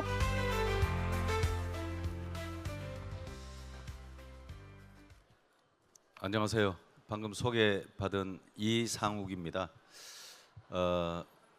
오늘 이렇게 부산 우리 평생 직업교육 또 부산 평생학습주간으로 초청해 주셔서 감사합니다. 그래서 제가 평생교육에 대해서 현장에서 좀 느꼈던 부분들 그리고 처음에 이제 원고를 제가 이제 부탁을 받았을 때 대학과 평생교육이 함께 양성하는 초지능 사회 미래 인재 양성을 어떻게 할 건가. 그래서 대학과 평생교육 차원에서 좀 얘기를 해달라. 그래서 이제 지금 여러분들 보시는 그 자료에는요 일반적인 내용을 제가 수록을 했습니다. 그리고 나중에 이제 원고를 주고 보니까 부산 지역에 대해서 인재 양성이라든지 또 뭐 지역 인재 양성 또 지역 연계 협력, 지역 혁신 이런 부분에 대해서 좀 이야기를 해달라. 그래서 지금 PPT 포인트는 지금 발표할 내용들은 실제 뒤쪽 부분은 부산에 관련된 내용을 좀 담았습니다. 그리고 맨 마지막에는 제가 대학의 평생교육 원장을 지금 한 지가 10년이 됐습니다. 그래서 10년 동안 하면서 어떻게 프로그램을 좀 개발하고 또 이렇게 원하는 부분들을 찾아가야 될까 하는 그런 노하우를 조금 넣었습니다. 그래서 그 부분은 얼마 전에도 또 딴 데서도 발표한 내용이긴 하지만은 참고를 해 주시면 좋겠습니다. 자, 먼저 초지능 사회라는 것을 한번 잠깐 보면요. 뭐 잘 아시다시피 지금 어떤 인간의 역량이 요즘 이제 AI라든지 또는 뭐 사물 인터넷이라든지 뭐 로봇이라든지 기타 등등 이런 부분들이 이 도래하면서 인간의 역량을 좀 더 확장시키는 그런 사회라고 볼 수 있습니다. 그래서 2016년에 이제 일본의 그 과학기술정책위원회에서 소사이어티 5.0이라 해서 이 초지능 사회라고 이렇게 명명을 하게 됩니다. 아까 이제 양건 학장님께서도 이야기를 했었지만은 소사이어티 1에서는 1.0에서는 우리가 이제 수렵 사회에서부터 시작하다가 2.0에서는 농경 사회, 또 3.0에서는 산업 사회, 그다음에 4.0에서는 이제 얼마 전까지 이제 지식 사회가 됐다가 이제 최근에는 초지능 사회로 이제 됐습니다. 근데 이렇게 이제 전체적으로 구조들이 산업 또 교육 이런 구조들이 이제 환경 변화가 생기다 보니까 그에 따라서 뭐 교육 중에서 평생 교육 또 인재 양성에 대한 부분들이 또 새롭게 그 패러다임 전환이라든지 방법들이 새롭게 강구돼야 되지 않겠나 이렇게 생각을 하고 있습니다. 특히나 이제 최근에는 인구 구조의 변화라든지 또 우리가 지금 대학에 들어올 수 있는 그런 학령기 인구들의 아주 심각한 변화가 생기면서 성인 학습자들에 대한 평생 교육에 대한 요구가 굉장히 달라지게 됐습니다. 그래서 우리가 이제 성인 학습자들을 앞으로 어떻게 교육을 할 것인가 이런 부분들 또 그리고 플러스 초지능 사회에서 우리가 평생 교육으로 평생 직업 교육으로 어떤 교육을 해 가서 지역 사회의 정주까지 그래서 건강한 초지능 사회에 이바지할 건가를 생각하게 되었습니다. 그래서 결국은 이제 평생 교육도 마찬가지라고 생각합니다. 이 초지능 사회에서는 이제는 이제 한 번 배웠던 내용들을 평생까지 이제 해 갈 수가 없는 사회가 됐지 않습니까? 그래서 교육을 받고 직장에 취업을 하고 그리고 은퇴를 하고 그렇게 죽음을 맞이했던 부분들이 이제는 두 번, 세 번 계속적인 교육을 해야 되는 상황이 놓이게 됐습니다. 그래서 미래 사회에는 이런 지속적인 학습, 특히나 이제 또 적응 능력을 향상시켜야 되는 그러한 것들을 요구받게 되죠. 특히나 이제 초지능 사회에서는 AI에 대한 운영 능력이라든지 또는 또 이제 우리 인공지능이 이제 대세이긴 하지만은 인공지능 자체로만 더 발전을 하게 된다고 하면 인간들의 역량이 더 줄어들 것 같지만 그렇지는 않습니다. 그래서 초지능 사회의 특징 중에 하나가 인간 중심의 사회입니다. 그래서 인간이 인공지능이라든지 사물 인터넷이라든지 로봇이라든지 뭐 기타 등등 이런 부분들을 더 이용을 해서 인간의 능력들을 향상시킬 수 있는 그러한 사회가 돼야 된다라고 생각을 합니다. 지금 이제 인구 구조를 한번 보시면요. 지금 이렇습니다. 지금 2022년도의 인구 구조인데요. 지금 중간 연령, 중위 연령이라고 그러죠. 저게 지금 44.9세입니다. 그런데 2072년에는 63.4세. 불과 2050년에는 57.9세, 58세 정도예요. 벌써 지금보다 한 13년 정도가 더 올라갔다는 거죠. 그래서 실제로는 지금 이제 우리 정도 나이가 중2 정도라면 좀 더 가까운 미래에는 우리가 70, 80세까지도 일을 해야 되는 그런 상황이 됐다는 거죠. 그래서 지금 보시는 것처럼 아래쪽은 2050년대의 이제 인구 구조고요. 또 여기서는 이제 실제 우리가 생산 가능 연령에 대한 차이가 많이 나게 되겠죠. 그래서 결국에는 우리가 이제 교육을 받아야 될 사람이 뭐 20대 학생뿐만 아니라 중장년층 고령자에게도 새로운 교육을 받아야 되고 디지털 시대, AI 시대에 적합한 역량을 갖출 수 있는 이런 평생 교육이 진행이 돼야 된다는 거죠. 그래서 최근에는 이제 대학들이 여러 가지 이제 구조적인 압력을 많이 받고 있습니다. 잘 아시다시피 여기에 이제 대학 교수님도 여러 분 계시는데 저도 마찬가지로 대학에 있다 보니까 지금은 학생 등록금을 가지고 실제 대학을 운영을 할 수가 없습니다. 그래서 교육부의 지원금 그리고 국가의 어떤 장학금 그리고 또 다른 어떤 금액들로 운영이 돼야 됩니다. 그렇게 되다 보니까 학교들은요, 특히 이제 지방대학은 지금 학령기 인구가 줄어들다 보니까 학생들이 미달 상태가 오고 뭐 어쩔 수 없이 성인 학습자를 받아야 되는 상황 그리고 외국인도 받아야 되는 상황 이런 정도로 심각한 상황이 됐습니다. 그런데 많은 학교들이 우리 대학 부설 평생교육원이 요구받고 있는 것들이 정규 학생이 아닌 학생들로부터 어떤 수입을 올리는 그런 기관으로 요구를 받고 있어요. 다시 말하면 지식의 판매를 할 수 있는 그런 기관으로 뭐 전락까지는 아니지만은 역할이 그렇게도 현재 변화하고 있다라는 거죠. 그렇게 그런 것들이 이루어지지 않으면 학교 자체가 지금 운영이 되지 않은 그런 상황까지 왔고, 또 이제 미래 사회, 초지능 사회에 대해서는 그러한 학습자들이 앞으로 더더욱 더 많이 늘어나기 때문에 지금은 이제 그 성인 학습자들의 평생교육원이 교육이 더더군다나 더 필요한 시대가 왔습니다. 그래서 대학이 지금 요구받고 있는 것이 바로 한국직업능력연구원에서는 대학이 평생 직업교육의 거점 기관으로 전환되기를 요구를 받고 있습니다. 그리고 국가평생교육진흥원에서도 제4차 평생교육진흥기본계획에도 마찬가지로 대학을 중심으로 지역 중심의 이런 개방형 학습 플랫폼으로 육성되기를 지금 받고 있습니다. 그래서 많은 지금 대학들이 지금 국가평생교육원 그리고 교육부에서도 마찬가지로 요즘 이제 작년서부터 사업이 진행됐던 글이 AID 30+ 사업이라는 게 있습니다. 그래서 인공지능과 디지털을 인재 양성을 위한 대학을 100개를 선정해서 육성을 하겠다. 실제로는 그런 AID 30+ 사업도 100개만이 아닙니다. 우리나라 411개 대학이 모두 사실은 이런 사업을 실제 수주를 하고 해야 될 상황이거든요.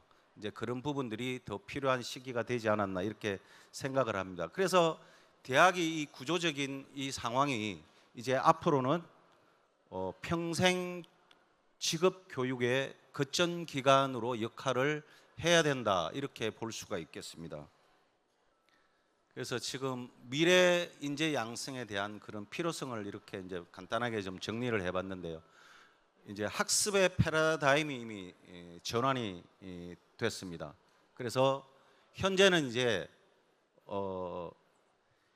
지금까지 해왔던 그 이외에도 이제 리스킬 또는 업스킬, 전환 교육도 필요하고 재교육도 필요하고 이런 것들을 계속 할 수 있는 평생교육, 평생직업교육으로 가야 된다라는 거죠.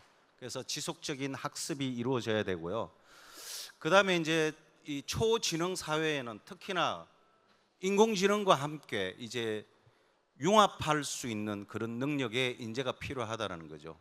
예를 들면 이제 우리가 그 전에 이제 최저천 교수님이 늘 했던 그 어떤 뭐 이것과 저것과를 같이 엮은 통섭이라는 개념이 있습니다. 저도 처음에 이제 그 내용을 들어봤을 때 통섭이 무슨 말이지? 이렇게 생각을 하면서 책을 읽게 됐고 그 내용을 읽으면서 제가 깜짝 놀랐습니다. 이 통섭적인 인간이 바로 나네. 제가 이제 이거 뭐 자랑하려고 하는 것은 아닌데 제가 스포츠 재활학부 교수예요. 운동생리학, 운동처방이 전공이니까요. 운동을 하면 우리 몸이 어떻게 변화하는가 또 그런 것들을 지도하고 연구하는 사람입니다. 대학에서도 그런 거를 가르치고 있고요. 그런데 제가 그 글을 쓰고 또 원래 이제 운동은 잘했으니까요. 어릴 때 운동선수를 했고 하지만은 시를 쓰고 수필을 쓰고 소설을 쓰고 문학상을 막 받으니까 이게 뭐지? 근데 이제 그런 역할을 하고요. 또 제가 전 세계를 다니면서 그림을 좋아해 가지고요. 미술사를 다시 이제 연구를 좀 다시 할까, 학교를 다시 다닐까 이런 생각도 했었습니다. 그런데 그러한 것들이 있다가 보니까 제가 평생 교육을 하면서 이런 부분들은 이렇게만 하는 것보다는 제가 생각하는 그 필이 조금 들어가니까 음식의 기본적인 레시피에다가 어떤 양념 또는 조리법이 조금 바뀌니까 맛이 달라지고 음식이 새롭게 탄생이 되잖아요. 그런 것처럼 이런 것들을 참 많이 느꼈습니다. 저희 대학 평생교육원이요, 제일 대표적인 프로그램이 뭔지 아세요? 안양이요, 서울 바로 서쪽 옆에 있어요. 제가 있는 대학이요. 그래서 서울대학교 관악산의 동쪽은요 서울대학교요, 서쪽은 저희 대림대학교예요. 그런데 안양이라는 시가 너무 작아가지고 인구는 한 60만 되는데요, 뭐 녹지 공간이나 뭐 아무것도 없어요. 너무 도심화가 많이 돼서 인구만 너무 빠글빠글해요. 거의 방글라데시, 홍콩 수준인 것 같아요. 그런데 참 아이러니하게도요, 약초관리사가 그전에 굉장히 잘 됐었어요. 굉장히 아이러니하죠. 우리는 산림지역도 없어요. 그 관악산 말고는요. 그런데 어떻게 하다 보니까 그런 약초 과정들이 되는 거예요. 근데 그것을 처음 생각을 했을 때 제가 이제 역발상을 한 거죠. 또 다른 우리가 도심에서 할 수 있는 그런 게 없을까? 그래서 그런 부분들이 지금처럼 융합적인 사고가 없으면 하지 않았을까, 이런 생각도 들고요. 그리고 제가 이제 강릉에 가면요, 커피 거리가 있잖아요. 안목 해변에요. 참 가서 보니까요, 저는 거기를 커피를 마시러 아침 일찍 가면요, 사람들은 다 좋아해요. 또 커피가 또 유명하니까요.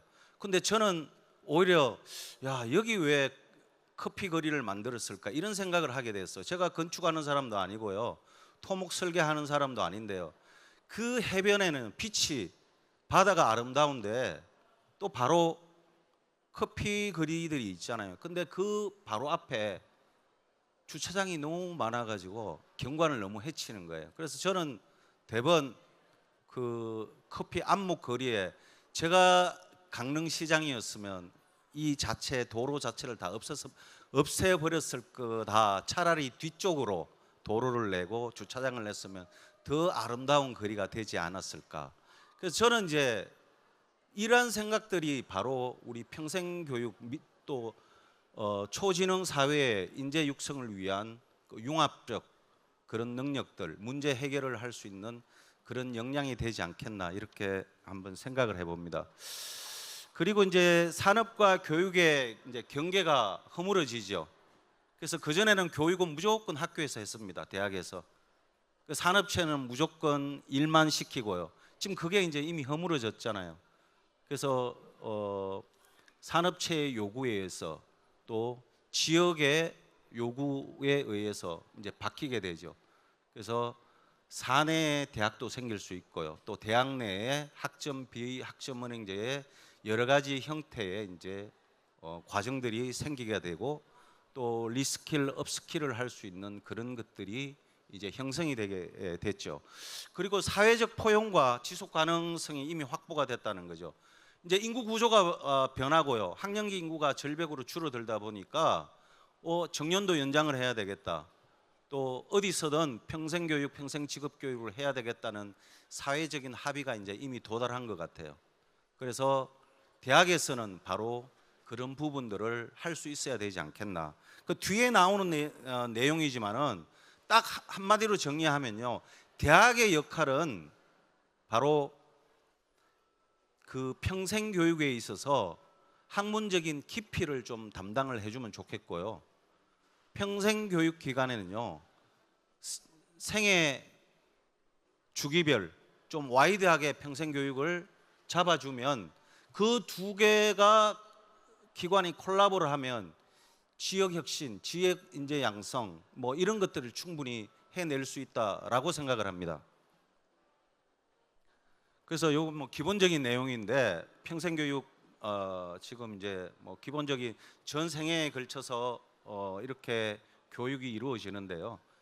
그 전에는 이제 경제 활동도 할 수 있지만 품위 있는 삶을 원했지만은 풍요로운 삶 이렇게 돼야 되고, 그 전에 이제 대학이 학위 중심, 실무 중심에서 지금은 이제 평생 직업 교육. 그래서 뭐 미국의 이제 커뮤니티 칼리지, 뭐 독일의 폴커스 허슐레라든지 이런 직업 교육 형태도 코리아의 뭐 디지털 트레이닝 뭐 이런 과정이나 또는 지금 이제 하는 이 라이즈 사업 이런 형태로 발전돼야 되지 않겠나 이렇게 생각을 하고 있습니다.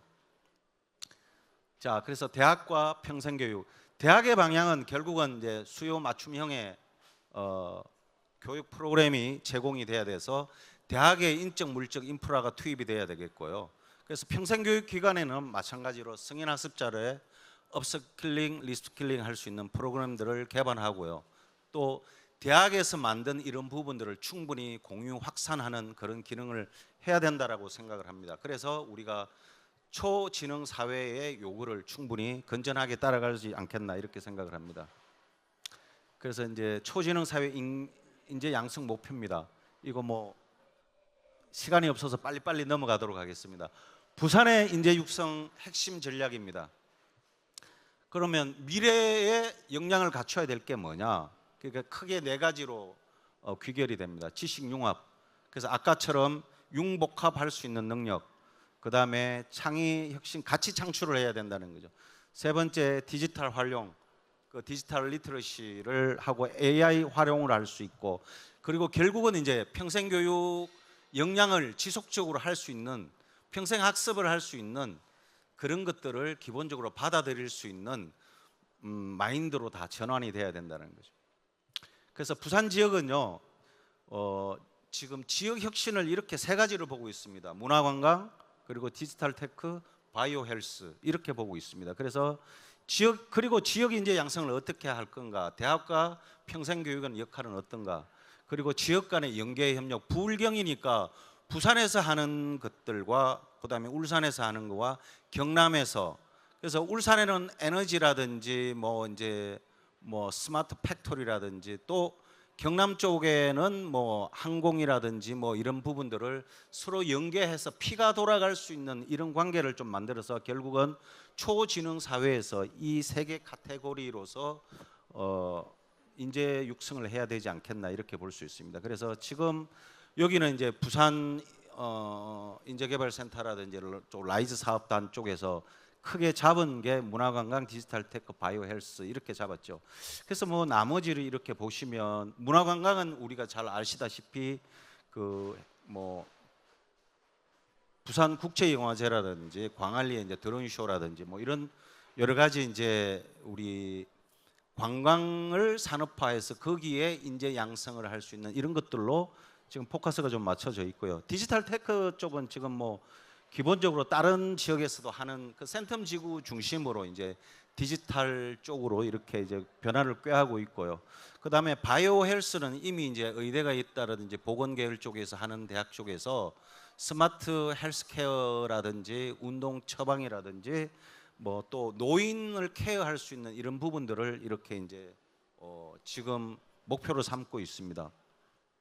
그래서 더 세부적인 상황을 한번 살펴보시고요. 그래서 이제 이 지역 간에는 그러면 어떻게 연계를 할 것인가?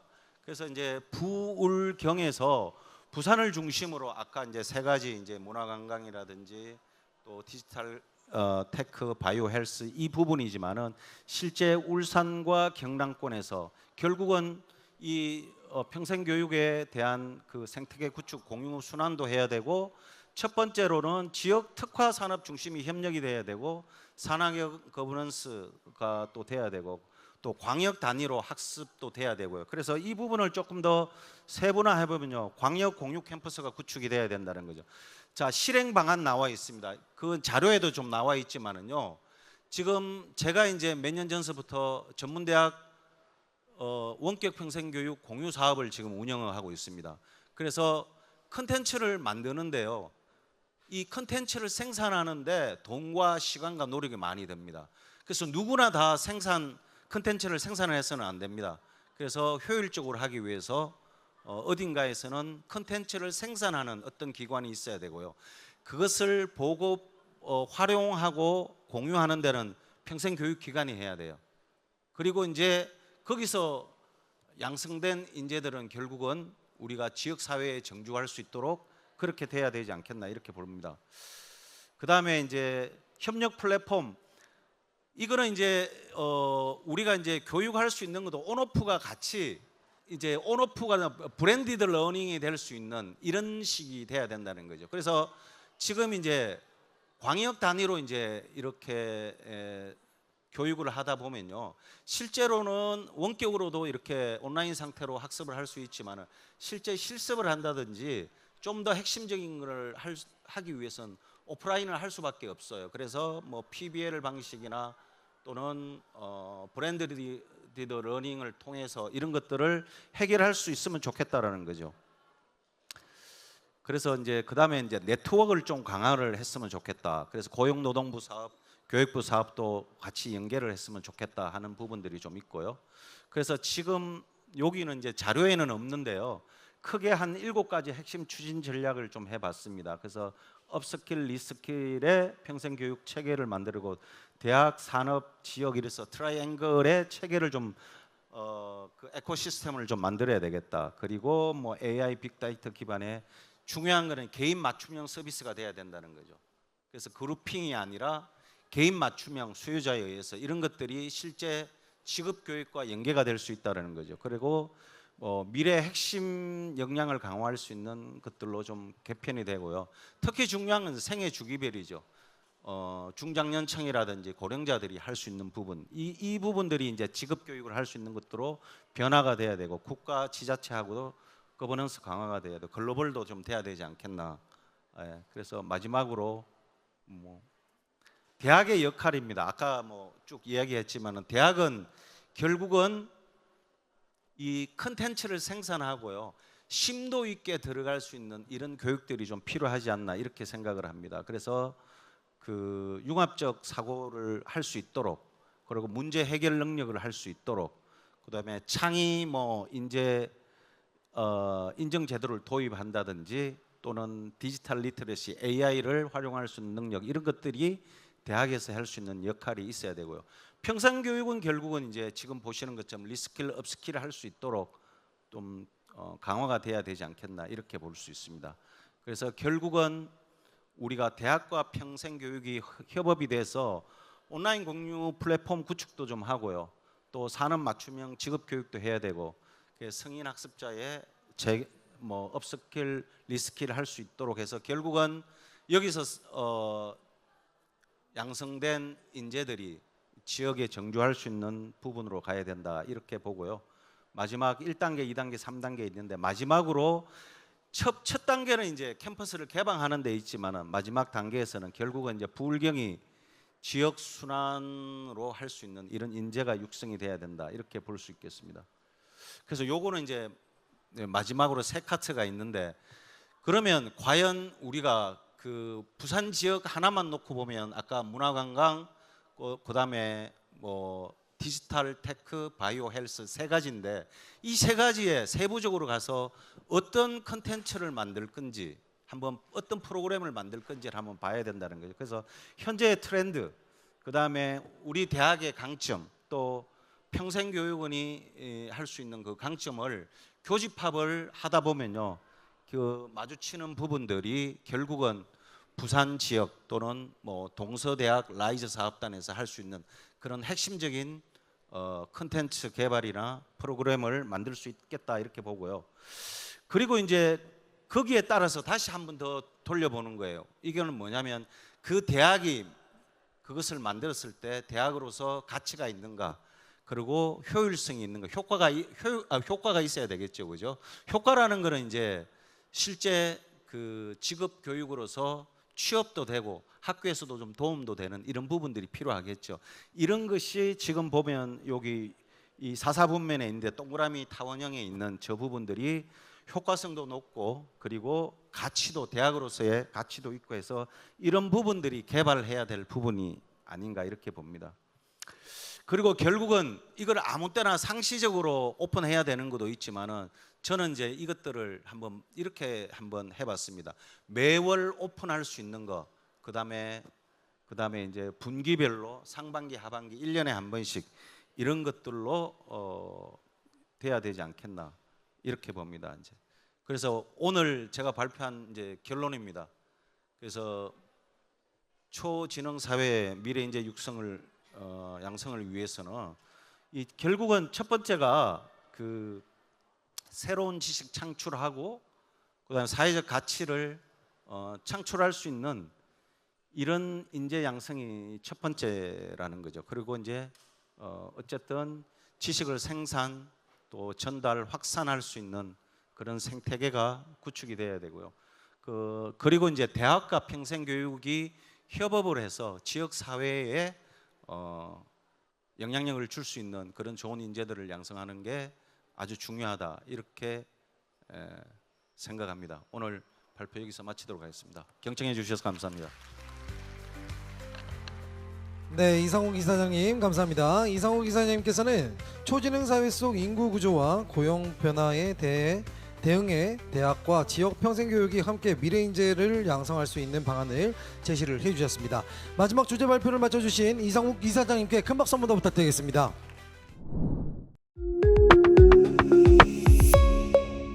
오늘 토론에 함께 참여하실 분들을 소개해 드리도록 하겠습니다.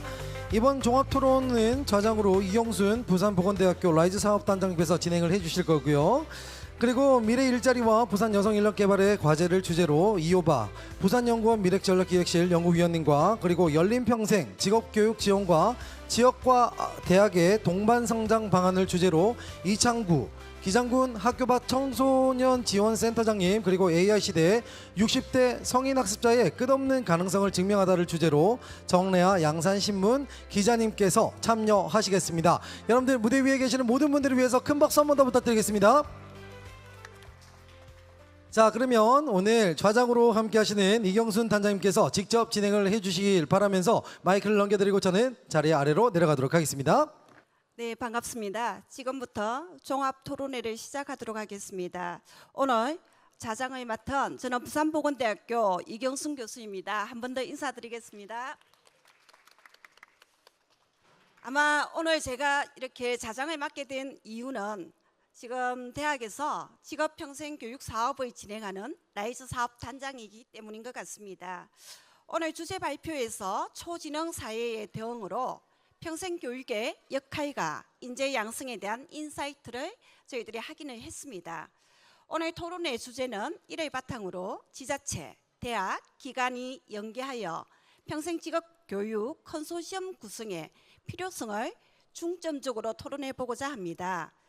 올 10월에 부산 라이즈에서는 8억 정도의 예산으로 직업평생교육 거점 지점 세부 과제가 나오면서 여평원과 거점대학, 참여대학이 함께 오늘 주제와 연관된 사업을 수행하고자 합니다. 아마 오늘 이 세 분의 토론이 앞으로 직업평생교육 거점 사업을 진행하는데 많은 도움이 되리라 봅니다. 저희들에게 주어진 시간은 한 40분이거든요. 토론 발표를 해주실 분들은 발표 시간 한 10분 정도 시간을 꼭 지켜주시면 감사하겠습니다. 저희들이 여기 책자에 나와 있는 순서대로 이호바 연구님부터 해서 10분씩 발표를 하도록 하겠습니다. 오늘의 토론자가 가지고 온 키워드는 3개가 있습니다. 여성 인력개발, 집 밖의 청소년 교육, 그리고 성인 학습자 교육입니다. 토론 순서를 바로 시작하도록 하겠습니다. 이호바 연구위원님 먼저 발표해 주십시오. 안녕하십니까. 부산연구원의 이호바라고 합니다. 반갑습니다. 지금 파마가 좀 너무 과하게 돼가지고 제가 이제 괴짜 박사처럼 나왔는데 좀 괴짜긴 한데 그렇게 이상하진 않습니다. 네, 감사합니다. 감사합니다. 네, 어쨌든 오늘 좋은 강연 들어서 너무 재밌었고요. 또 너무 좋은 내용 또 즐거웠습니다. 저는 이제 여성 인력 쪽 연구를 좀 여러 개 중에 하나를 하고 있는데 실제로 여성들이 이제 사회에 진출하도록 하기 위해서 이제 부산시가 굉장히 노력하고 있고 뭐 저를 비롯해서 이제 많은 이제 사람들을 이제 힘들게 하고 있는데 빨리 취업시키라고 힘들게 하고 있는데 사실 좀 어렵습니다. 왜냐하면은 일단은 여성들이 이제 특히 경력자들 여성 중심으로 이제 참 기술을 가지고 뭔가 취업을 하기가 굉장히 어려운 사회 구조이기 때문이에요. 실제로 이제 기술이 발달하면서 여성들이 사회에 진출하는 비율이 높아지긴 했습니다. 왜냐하면 힘을 쓰는 걸 좀 덜 쓰게 되고 이러니까 높아졌는데 이제 반대로 이제 여성들에 대한 편견이 어느 정도 남아 있어요. 그러니까 기술을 잘 못할 것이다. 이게 이공계 쪽은 이제 여성들보다 남성들에게 더 잘 어울리는 그런 직종이다라는 그런 편견이 남아 있기 때문에 지금 이 기술의 발달이 굉장히 어떻게 보면 여성에게는 기회이면서도 동시에 위기인 경우들이라고 생각이 되어져요.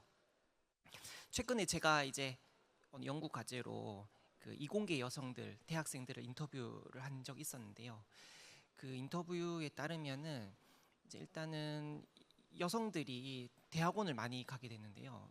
이공계 여성들이 대학원을 많이 가게 된 이유가 뭐냐면 취업이 잘 안 돼서 그래요. 취업을 하게 되면 면접 같은 걸 가게 되면 그 면접관이 우리 회사는 여성을 잘 안 뽑아서 혹은 여성을 서류에 통과시키지 않으려고 했는데 이번에 처음으로 한번 해봤다 이런 소리를 하거든요. 그러면서 그 이공계 기술 분야에서 여성들 자체를 잘 뽑지 않는 그런 경향들이 있어요. 왜 그러냐고 하면 아까도 말씀드렸듯이 이공계 분야는 남성들의 세계이고 거칠고 기술을 다뤄야 되고 힘을 써야 된다고 생각하기 때문에 이제 여성들이 진입하기가 굉장히 어려운 상황입니다. 그리고 이제 뭐 대학원에 가서도 힘든 상황이 있는데 예를 들면 대학원에 가면 여러 가지 실험들을 많이 하게 되잖아요. 근데 그 실험 도구들이 다 남성 중심으로 돼 있어요. 예를 들면 뭐 장비를 여는데 조금만 장치를 바꿔주면 여성들도 충분히 그 장치를 다룰 수 있지만 그 장비 자체가 남성들을 기준으로 만들어졌기 때문에 혼자서 그 큰 뭐 실험 장비 같은 것들을 다루기 어려운 경우들이 많이 있거든요. 그러니까 여성들이 이제 기술을 좀 이렇게 취득하기도 좀 이렇게 어려운 상황이기도 하고 그렇습니다. 이런 상황에서 기술이 굉장히 막 많이 발달하고 있는 상황이잖아요. 그러면 이제 기술이 막 많이 발달하면서 새로운 막 직종들이 생기고 있는데 그런 반면에 없어지는 직종들도 많이 있거든요. 근데 없어지는 직종들의 많은 부분들이 지금 현재 여성들이 진출해 있는 어떤 뭐 사무원이라던가 아니면 뭐 행정직이라던가 아니면 경영이라던가 이런 부분이 많이 없어지게 되거든요. 그리고 이제 새로운 기술들이 많이 발달하면서 그 기술들에 대한 직업이 많이 늘어나게 될 텐데 거기에 대해서 여성들이 차별을 받고 있으니까 이게 어떻게 보면 기회일 수도 있고 위기일 수도 있고 저는 굉장히 좀 위기라고 생각을 하는 편에 있습니다. 특히 또 거기에다가 그러면은 여성들에 대한 지원이 굉장히 많아야 될 것 같은데 또 그렇지도 않거든요. 지금 뭐 부산에서 그 디지털 기술 인재를 키우기 위해서 많은 사업들을 하고 있지만 거기에서 여성들이 좀 소외되고 있는 상황입니다. 부산에는 여성인력개발센터나 여성 새로 일하기 센터 등을 통해서 여성들을 이제 취업시키기 위해서 노력을 하고 있는데 거기에 기술과 관련된 어떤 자금이나 시설이 투자되지 않고 있는 상황이에요. 그리고 평생교육이나 아니면 직업교육 중심으로 이제 그 기술 교육 같은 걸 하고 있지만 그냥 그거는 겉으로 보기에는 객관적으로 누구나 다 열려 있다고 하지만 실제로 여성들이 가기 어려운 상황이 있거든요. 예를 들면 부산에서 비디아라는 어떤 그 부트캠프 같은 걸 운영하고 있는데 거기에는 만 40세 미만만 받고 있는 상황이에요. 그러면은 경력단 여성 같은 경우에는 40대 이상도 있을 수가 있고 그런 상황인데 이제 여성들이 좀 이렇게 좀 제약이 있고 이런 상황들이 있습니다. 네, 그렇다면 이제 뭐 여성인력개발센터가 좀 더 열심히 하면 되지 않냐라고 하는데 사실 또 그렇지도 않습니다. 왜냐하면 여성인력개발센터는 현재의 지금 당장 취업이 필요한 사람들을 취업시키기 위한 기관인데 이제 지금 새로운 기술을 가지고 취업을 이렇게 시키려고 하면 취업률이 안 오르는 거예요. 당장 여성들이 일하고 싶은데 이제 새로운 기술을 관련된 직업 훈련들이 당장 일하는 데는 도움이 안 되니까요. 장기적으로는 도움이 될지라도. 그래서 이런 어려움이 조금 있는 것 같습니다. 그래서 개인적으로 생각하기에는 이제 부산의 여성인력개발을 조금 이렇게 좀 활성화시키기 위해서는 어쨌든 대학과 좀 연계가 필요할 것 같다는 생각이 들어요.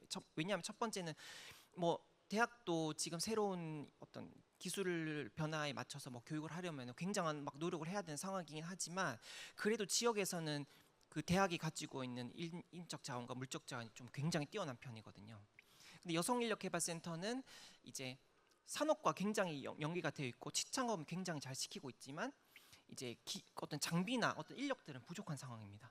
그래서 요것들을 잘 연결시켜서 이제 대학에 있는 자원들이 조금이라도 여성인력 쪽으로 좀 이렇게 흘러 들어온다면 사실은 여성인력개발센터에서는 이제 부산에 있는 산업과 굉장히 연관되어 있기 때문에 그 훈련과 취창업이 굉장히 잘 이루어질 수 있습니다. 여성인력개발센터나 새로인력센터는 이제 중장년 혹은 뭐 경력단절 여성 그리고 청년 여성 같은 분들을 훈련시켜서 보낼 수가 있고, 사실 대학 같은 경우에는 훈련은 굉장히 잘 돼 있지만 어떻게 보면 산업하고 취창업은 연계가 잘 안 될 수가 있거든요. 그럼 여성인력개발센터의 자원을 받아들여서 이렇게 조금 같이 취업에 연계시킬 수 있는 이런 게 있어야 되는데, 그 안타깝지만 이제 라이즈 사업 현재 부산 라이즈 사업에서 이제 그 여성인력개발센터나 이런 분들이 조금 이렇게 2분밖에 안 남았다고 해서 네 어쨌든 잘 진입하지 못하고 있는 이제 그런 상황이 있기 때문에 이제 지금 우리 라이즈 센터를 중심으로 이제 평생교육이 조금 이렇게 라이즈 사업을 통해서 평생교육이 조금 이렇게 진행된다면 이 지역하고 라이즈의 연계 가운데 여성에 대한 어떤 고려들이 있었으면 좋겠다. 지금 배제되어 있는 걸 좀 수용해서 좀 고려되면서 같이 할 수 있는 프로그램을 찾았으면 좋겠다라고 하는 게 제 개인적인 생각입니다. 네, 감사합니다. 네. 네, 수고했습니다. 사실은 여성인력개발센터나 여성 새로 일하기 센터에서는 취창업과 연계성은 굉장히 높아요. 하지만 이 교육 인프라가 상당히 부족하고 또 프로그램 운영비도 사실은 이 기간에 좀 부족하죠. 부족하다 보니까 또 단기적 성과가 이렇게 낮은 일자리, 미래 일자리 같은 경우는 사실은 여기서 힘듭니다. 대학은 지금 라이즈 사업을 하면서 사실은 평생교육 프로그램을 상당히 많이 만들어내고 있어요. 근데 지금 부산에서도 라이즈 사업하면서 한 12개 대학이 평생교육을 하거든요. 하는데 거기 보게 되면 한 59개 정도의 세부 사업 프로그램이 있습니다. 근데 좋은 프로그램이 있는데도 불구하고 우리가 이런 연계가 부족하다 보니까 사실은 좋은 프로그램에서도 수요를 사실은 이제 수요자를 다 그죠 맞아들이기가 힘든 어떤 그런 경우도 있습니다. 지금 우리 이제 연구위원님께서 말씀하셨는데요. 저희들이 어떤 컨소시엄이나 이 협업 체계가 사실은 강화가 된다면 거점 센터에서 누군가가 어떤 중개 가교 역할을 할 수가 있다면 사실은 좋은 프로그램을 충분히 지원을 할 수 있을 것 같습니다. 아마 저희들이 후반기에는 지금 여평을 하고도 어떤 이런 컨소시엄 그리고 협력업체, 협업업체 이런 것을 만들어가고 있기 때문에 아마 2차 연도 라이즈 사업에서는 이런 것들을 좀 극복할 수 있을 것이라 봅니다. 다음은 또 두 번째 발표 내용을 듣도록 하겠습니다. 예. 네, 반갑습니다. 두 번째 발표를 하게 된 기장군 학교 밖 청소년 지원센터장 이창구입니다.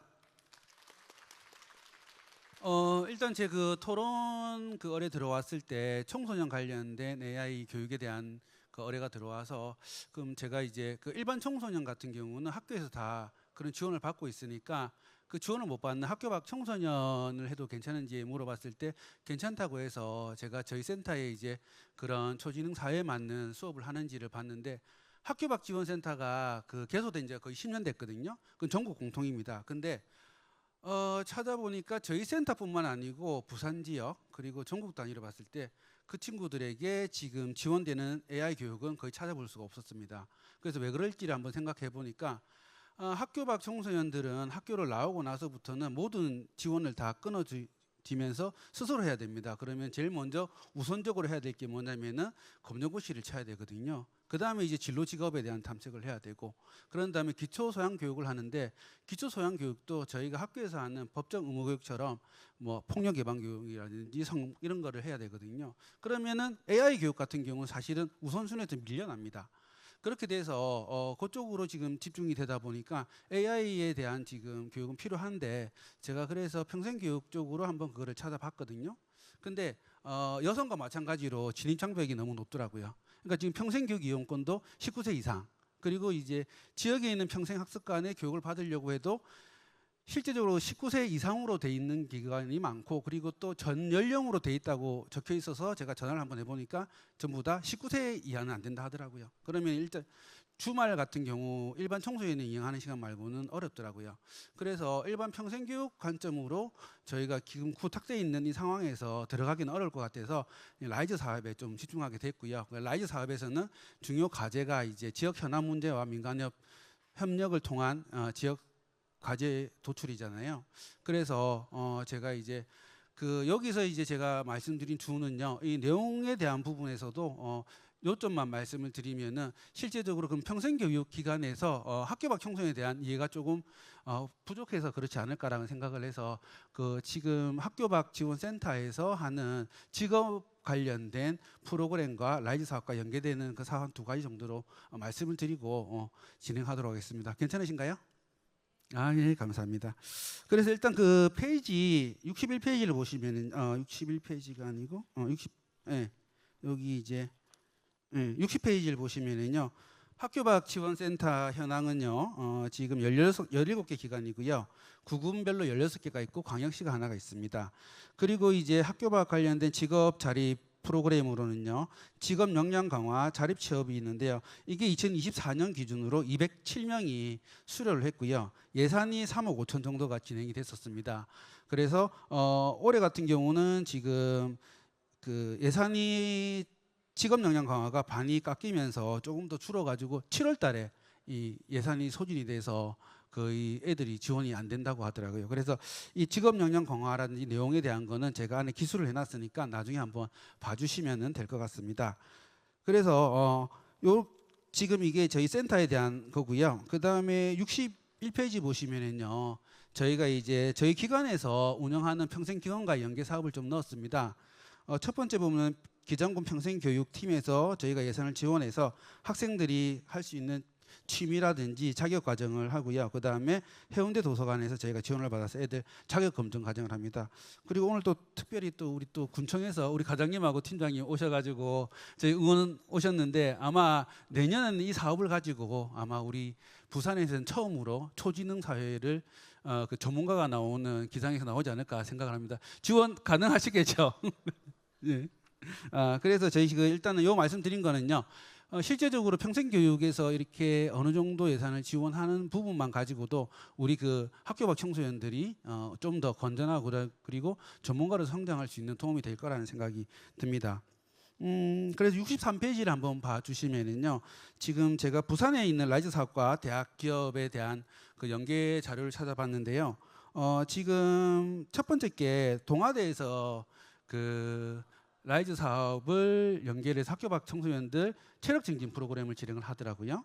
두 번째는 영산대에서 그 애들 진로를 위해서 직업 체험 같은 프로그램을 하는데 여기서 조금 그 처음부터 이제 말씀드리면은 라이즈 사업에 관심을 가진 것 자체로서도 저는 좀 좋다고 생각을 하는데 제가 학교 밖 현장에 있는 사람 입장으로서 조금 여기서 좀 말씀을 드리면은요. 실제적으로 이게 한국 청소년 상담 복지 개발원이 아니고 지역에 있는 그 학교 밖 지원센터와 연계하면 어땠을까? 왜냐면은 한국 청소년 상담 복지 개발원 같은 경우는 지금 국평원하고 똑같은 역할을 하거든요. 그러면은 프로그램을 한다고 하더라도 공문 한 장 보내서 참가하십시오로 끝이 나는데 예를 들어서 동아대가 사하구, 그다음에 영도구, 중구, 그다음에 서구 지역에 있는 학교 밖 지원센터와 연계를 하면은 프로그램의 참여도가 어떨까? 왜냐면은 이제 학교 밖 지원센터에서는요 학생들을 관리를 하거든요. 그러면은 실제적으로 일반적으로 그 참여를 한다고 하더라도 관리가 안 되면은 이게 수료율이 낮습니다. 우리 평생교육에서도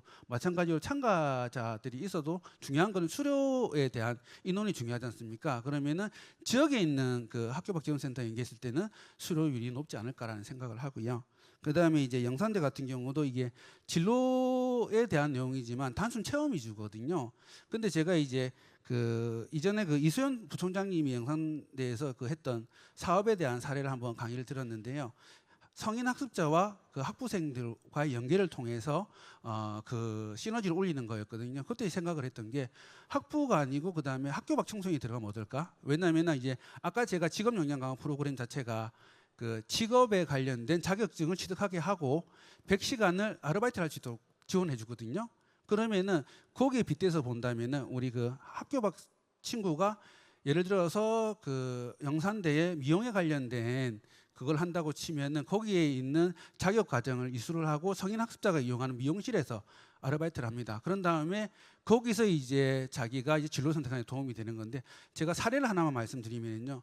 요번에 우리가 직업 역량 강화 프로그램을 하면서 쇼콜라티에를 하는 친구가 있거든요. 이 친구는 학교를 그만두면서 대학을 간다는 얘기를 안 하고 그다음에 부모님도 설득을 못 했는데 이 쇼콜라티에를 갔는데 사장님의 설득에 의해 가지고 요번에 경남정보대랑 부산여대를 그 지원했거든요. 그러면 이 친구는 이제 여기서 대학에 또 진학을 하면서 그 다음에 지역에 이제 그 쇼콜릿에 아르바이트하러 갈 거라고 하더라고요. 그러면 졸업하고 나면 지역 인재로 양성이 가능하다라는 유추가 됩니다.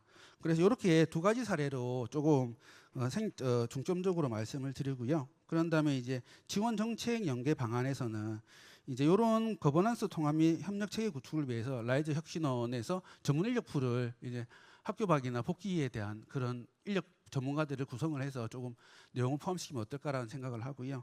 두 번째, 세 번째는 아까 제가 말했던 내용이 그 포함되기 때문에 그건 지나가고 마지막에 이제 대안교육 연계 및 학력 인정인데요. 이거는 이제 그 이 친구들이 이제 졸업을 위한 학력 인정이 아니고요. 실제적으로 학교에서 대안교육을 한다면은 그 졸업장 때문에 있거든요. 그런 것보다는 학교 밖 친구들은 나와서 그냥 검정고시가 더 편하거든요. 검정고시를 치고 지역의 대학과 연계를 해서 만약에 아까 같은 프로그램 했을 때 학력을 인정받을 수 있는 걸로 해서 나중에 대학 진학할 때 인센티브를 주면은 지역 청소년들을 땡기는데 도움이 되지 않을까 생각합니다. 그래서 제가 마지막으로 딱 한 말씀만 드리면은요. 실제적으로 아까 전에 저기 이상욱 이사장님이 말씀하셨던 것처럼 사회적 가치에 대한 기준과 그다음에 학력 인구가 준다고 얘기했잖아요. 학교 밖 청소년들 같은 경우는 학력 인구를 주는 대신에 학교를 나온 애들이 늘어나기 때문에 어떻게 보면은 대상들이 늘어나고 있습니다.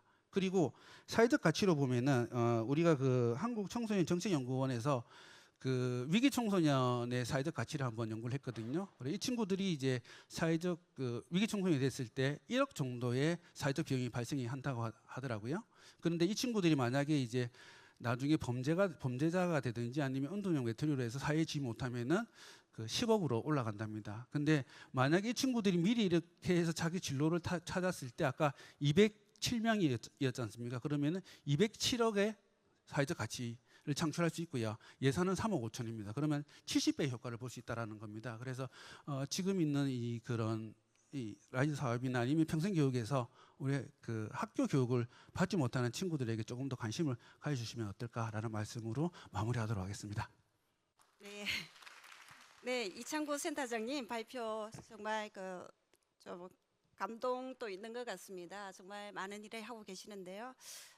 부산 지역 학교 밖에 있는 이 청소년 지원에 대해서 사실은 저희 학교 대학 입장에서는 그거는 하고 있습니다. 이게 소외 계층으로 해서 좀 연계성이 좀 그렇게 강하지는 못하지만 사실은 오늘 이제 이 자리를 통해서 저희들 이제 라이즈 사업을 이렇게 구성을 하면서 충분히 이것도 연계성을 더 많이 가져도 되겠구나 이런 생각을 하게 되었습니다. 특히 기관과의 협력 체계가 사실은 굉장히 좀 부족하거든요. 저희 대학 예를 들면 저희도 평생교육에서 생애 주기별 교육이 다 들어갑니다. 사실은 저희 대학이 사하구에 있습니다. 그러다 보니까 이제 사하구, 중구, 그리고 영도구, 서구, 그러니까 원도 시임 지역을 다 포함하는데요. 서구 교육지원청하고 연계합니다. 그래서 이제 돌봄, 초동의 돌봄, 그리고 또 진로 체험, 청소년 진로 체험, 그리고 신중년, 노인까지 다 포함되어 있습니다. 그래서 저희 대학도 사실은 프로그램을 굉장히 많이 만들고 있는데요. 그 지역에서만 도는 것 같아요. 오늘 제가 보니까 다 이제 프로그램을 사실은 좋은 프로그램을 요구하는 데가 상당히 많잖아요. 많은데 이 정보가 사실은 중간에 단절되어 있다 이 생각을 좀 많이 하게 됩니다. 사실은 라이즈에서도 단계별 이 성장 경로 비례드해서 이 성장 경로 모델이 이제 만들어질 것 같습니다. 저희들 이제 부산 직업 평생 교육 그쯤이 되게 되면 이제 그런 것들이 만들어지게 되면 이제 시민대학을 통해서 지금 시민대학도 운영하고 있거든요. 시민대학을 통해서는 이제 리트러시 교육이 기본적으로 되고 또 전문대학을 오게 되면 전문대학에서는 학교에 입학하지 않더라도 저희들 이제 비정규 프로그램을 만들어낼 거거든요.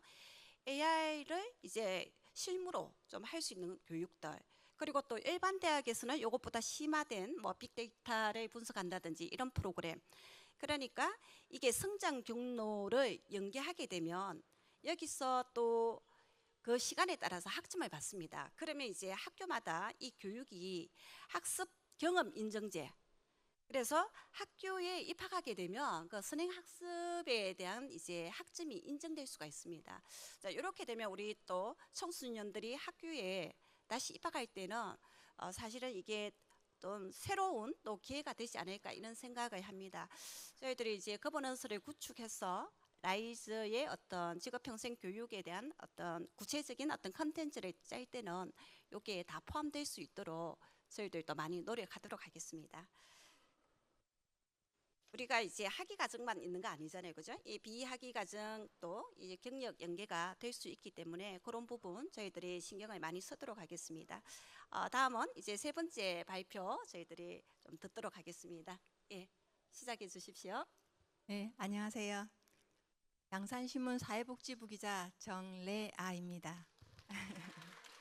아이고, 감사합니다.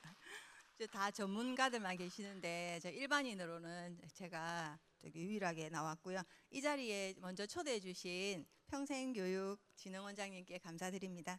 저는 60세에 동서대학교에 입학을 하고 올해 64세로 졸업을 했습니다.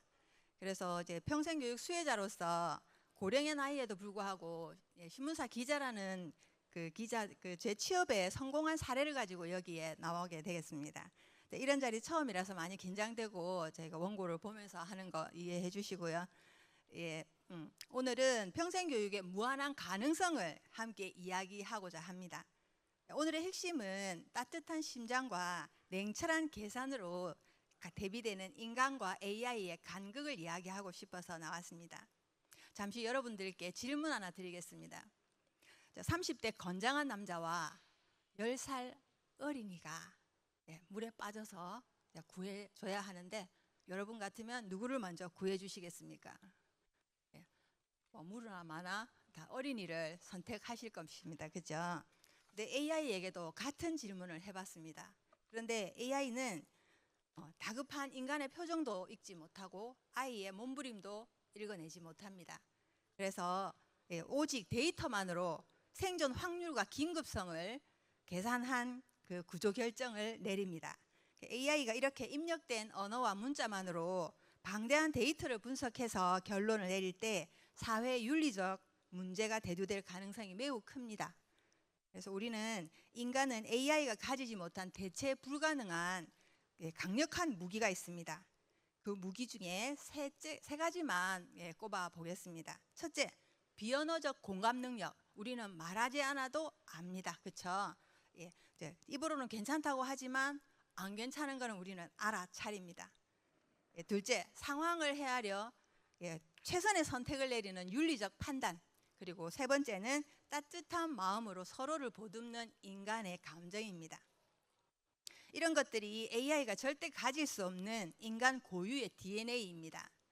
우리는 이 기술이 아닌 인간 중심의 역량을 개발해야 하는 것입니다. 이러한 역량 개발과 더불어 초지능 사회에 적응할 수 있도록 중장년층과 고령층에게도 미래 직업에 대비하는 재교육은 필수 과제라고 생각합니다. 저 또한 60대의 주부 역할과 더불어 일과 학습을 병행하면서 결코 쉽지 않았습니다. 동서대학교 재학 중일 때 공부하고 돌아서면 까맣게 잊어버려가지고 내 머릿속에 유한락스가 있다고 말을 하곤 했습니다. 흔적도 없이 새하얗게 사라지는 겁니다. 그렇게 공부를 한 한계는 아무것도 아니었습니다.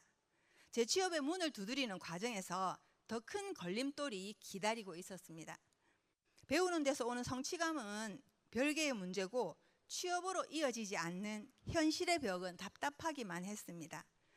하고자 하면 방법이 보이고 안 하고자 하면 핑계가 보인다는 말이 저에게는 큰 힘이 되었습니다. 핑계를 찾기보다 방법을 찾았고 포기하지 않았습니다. 왜냐하면 중장년층에게는 청년층과 AI가 따라올 수 없는 경험과 사회성이라는 대단한 그 무엇이 있지 않습니까?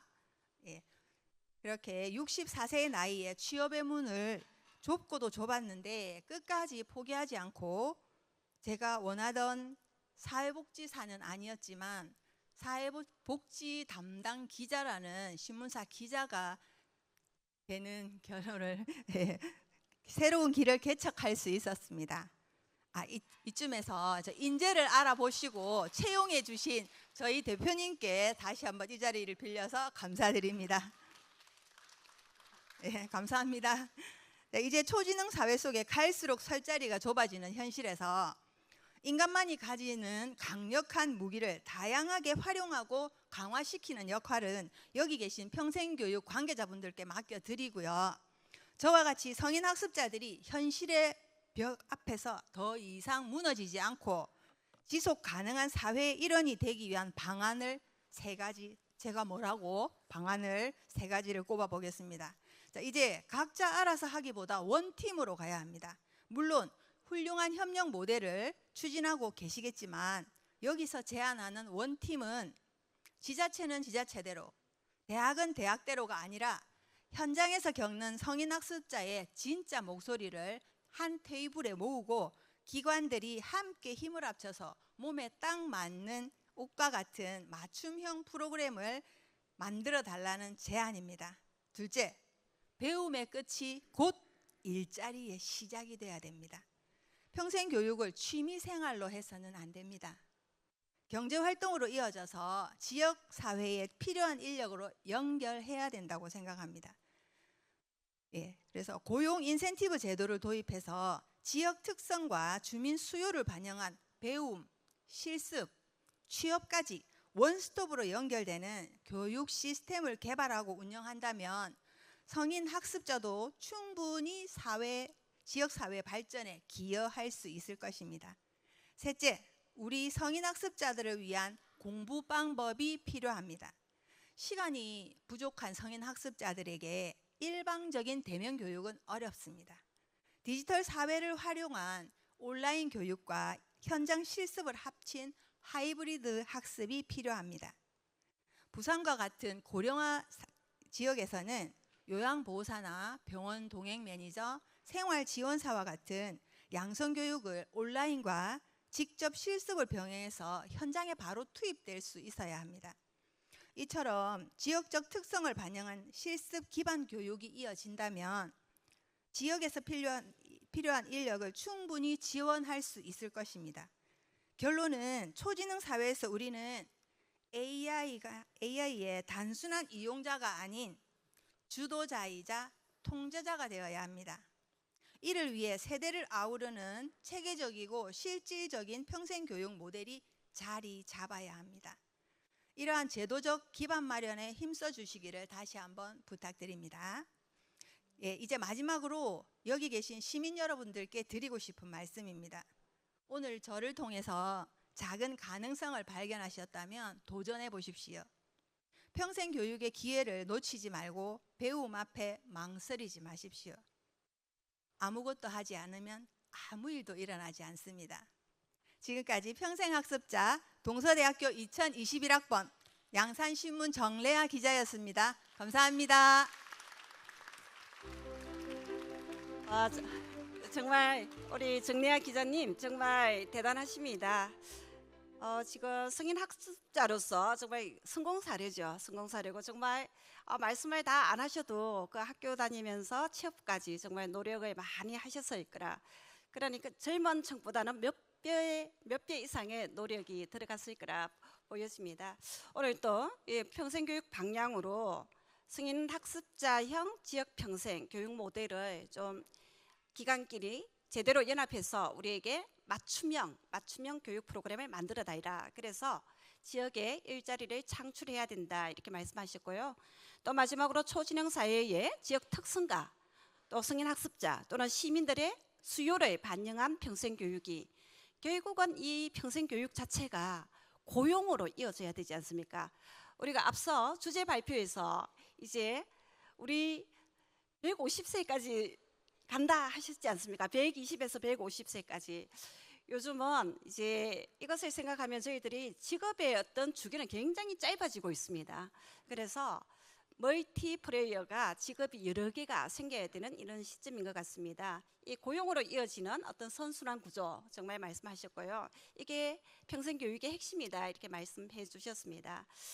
정말 이게 우리 평생학습에서 본보기가 되는 것 같습니다. 부산시 직업평생교육 정책 동향을 보게 되면요. 이게 평생교육이 우리 기자님께서 말씀하신 바와 같이 이제 양적 학대가 아닙니다. 질적 학대가 돼야 되고요. 이게 취업하고 연계가 되어야 됩니다. 이제 디지털 준환 그리고 지속 가능 발전, 초고령 사회 대응, 이 어떤 사회적 변화를 포용하는 시민 주도형 학습 도시 모델을 부산시도 목표로 하고 있습니다. 그래서 부산 시민 누구나 이 AI, 빅데이터 그리고 메타버스 등 디지털 핵심 역량을 습득해야 됩니다. 해야 되고 아마 이게 이재명 정부부터도 이제 이 디지털 세대 리터러시 교육 이런 것들이 상당히 많이 나오고 있습니다. 이 교육 결과를 우리는 이제 취미가 아니죠. 평생 교육은 취업이고 지금 이제 취업과 또 편입, 그러니까 우리가 이게 학점, 취업, 편입 실질적인 자산이 돼야 된다 이렇게 볼 수가 있습니다. 그래서 평생 학습이 단순히 어떤 경력 개발이다 이게 아니고 정말 취업과 연결되는 경력 개발로 연결되는 실질적인 교육 서비스가 돼야 될 것 같습니다.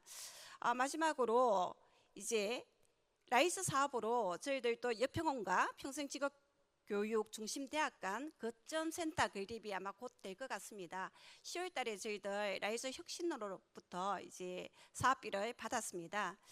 아마 오늘 이 세 분 발표자들께서 말씀하신 바와 같이 저희들 이제 거버넌스 구축 협력 체계가 좀 구성이 될 것 같습니다.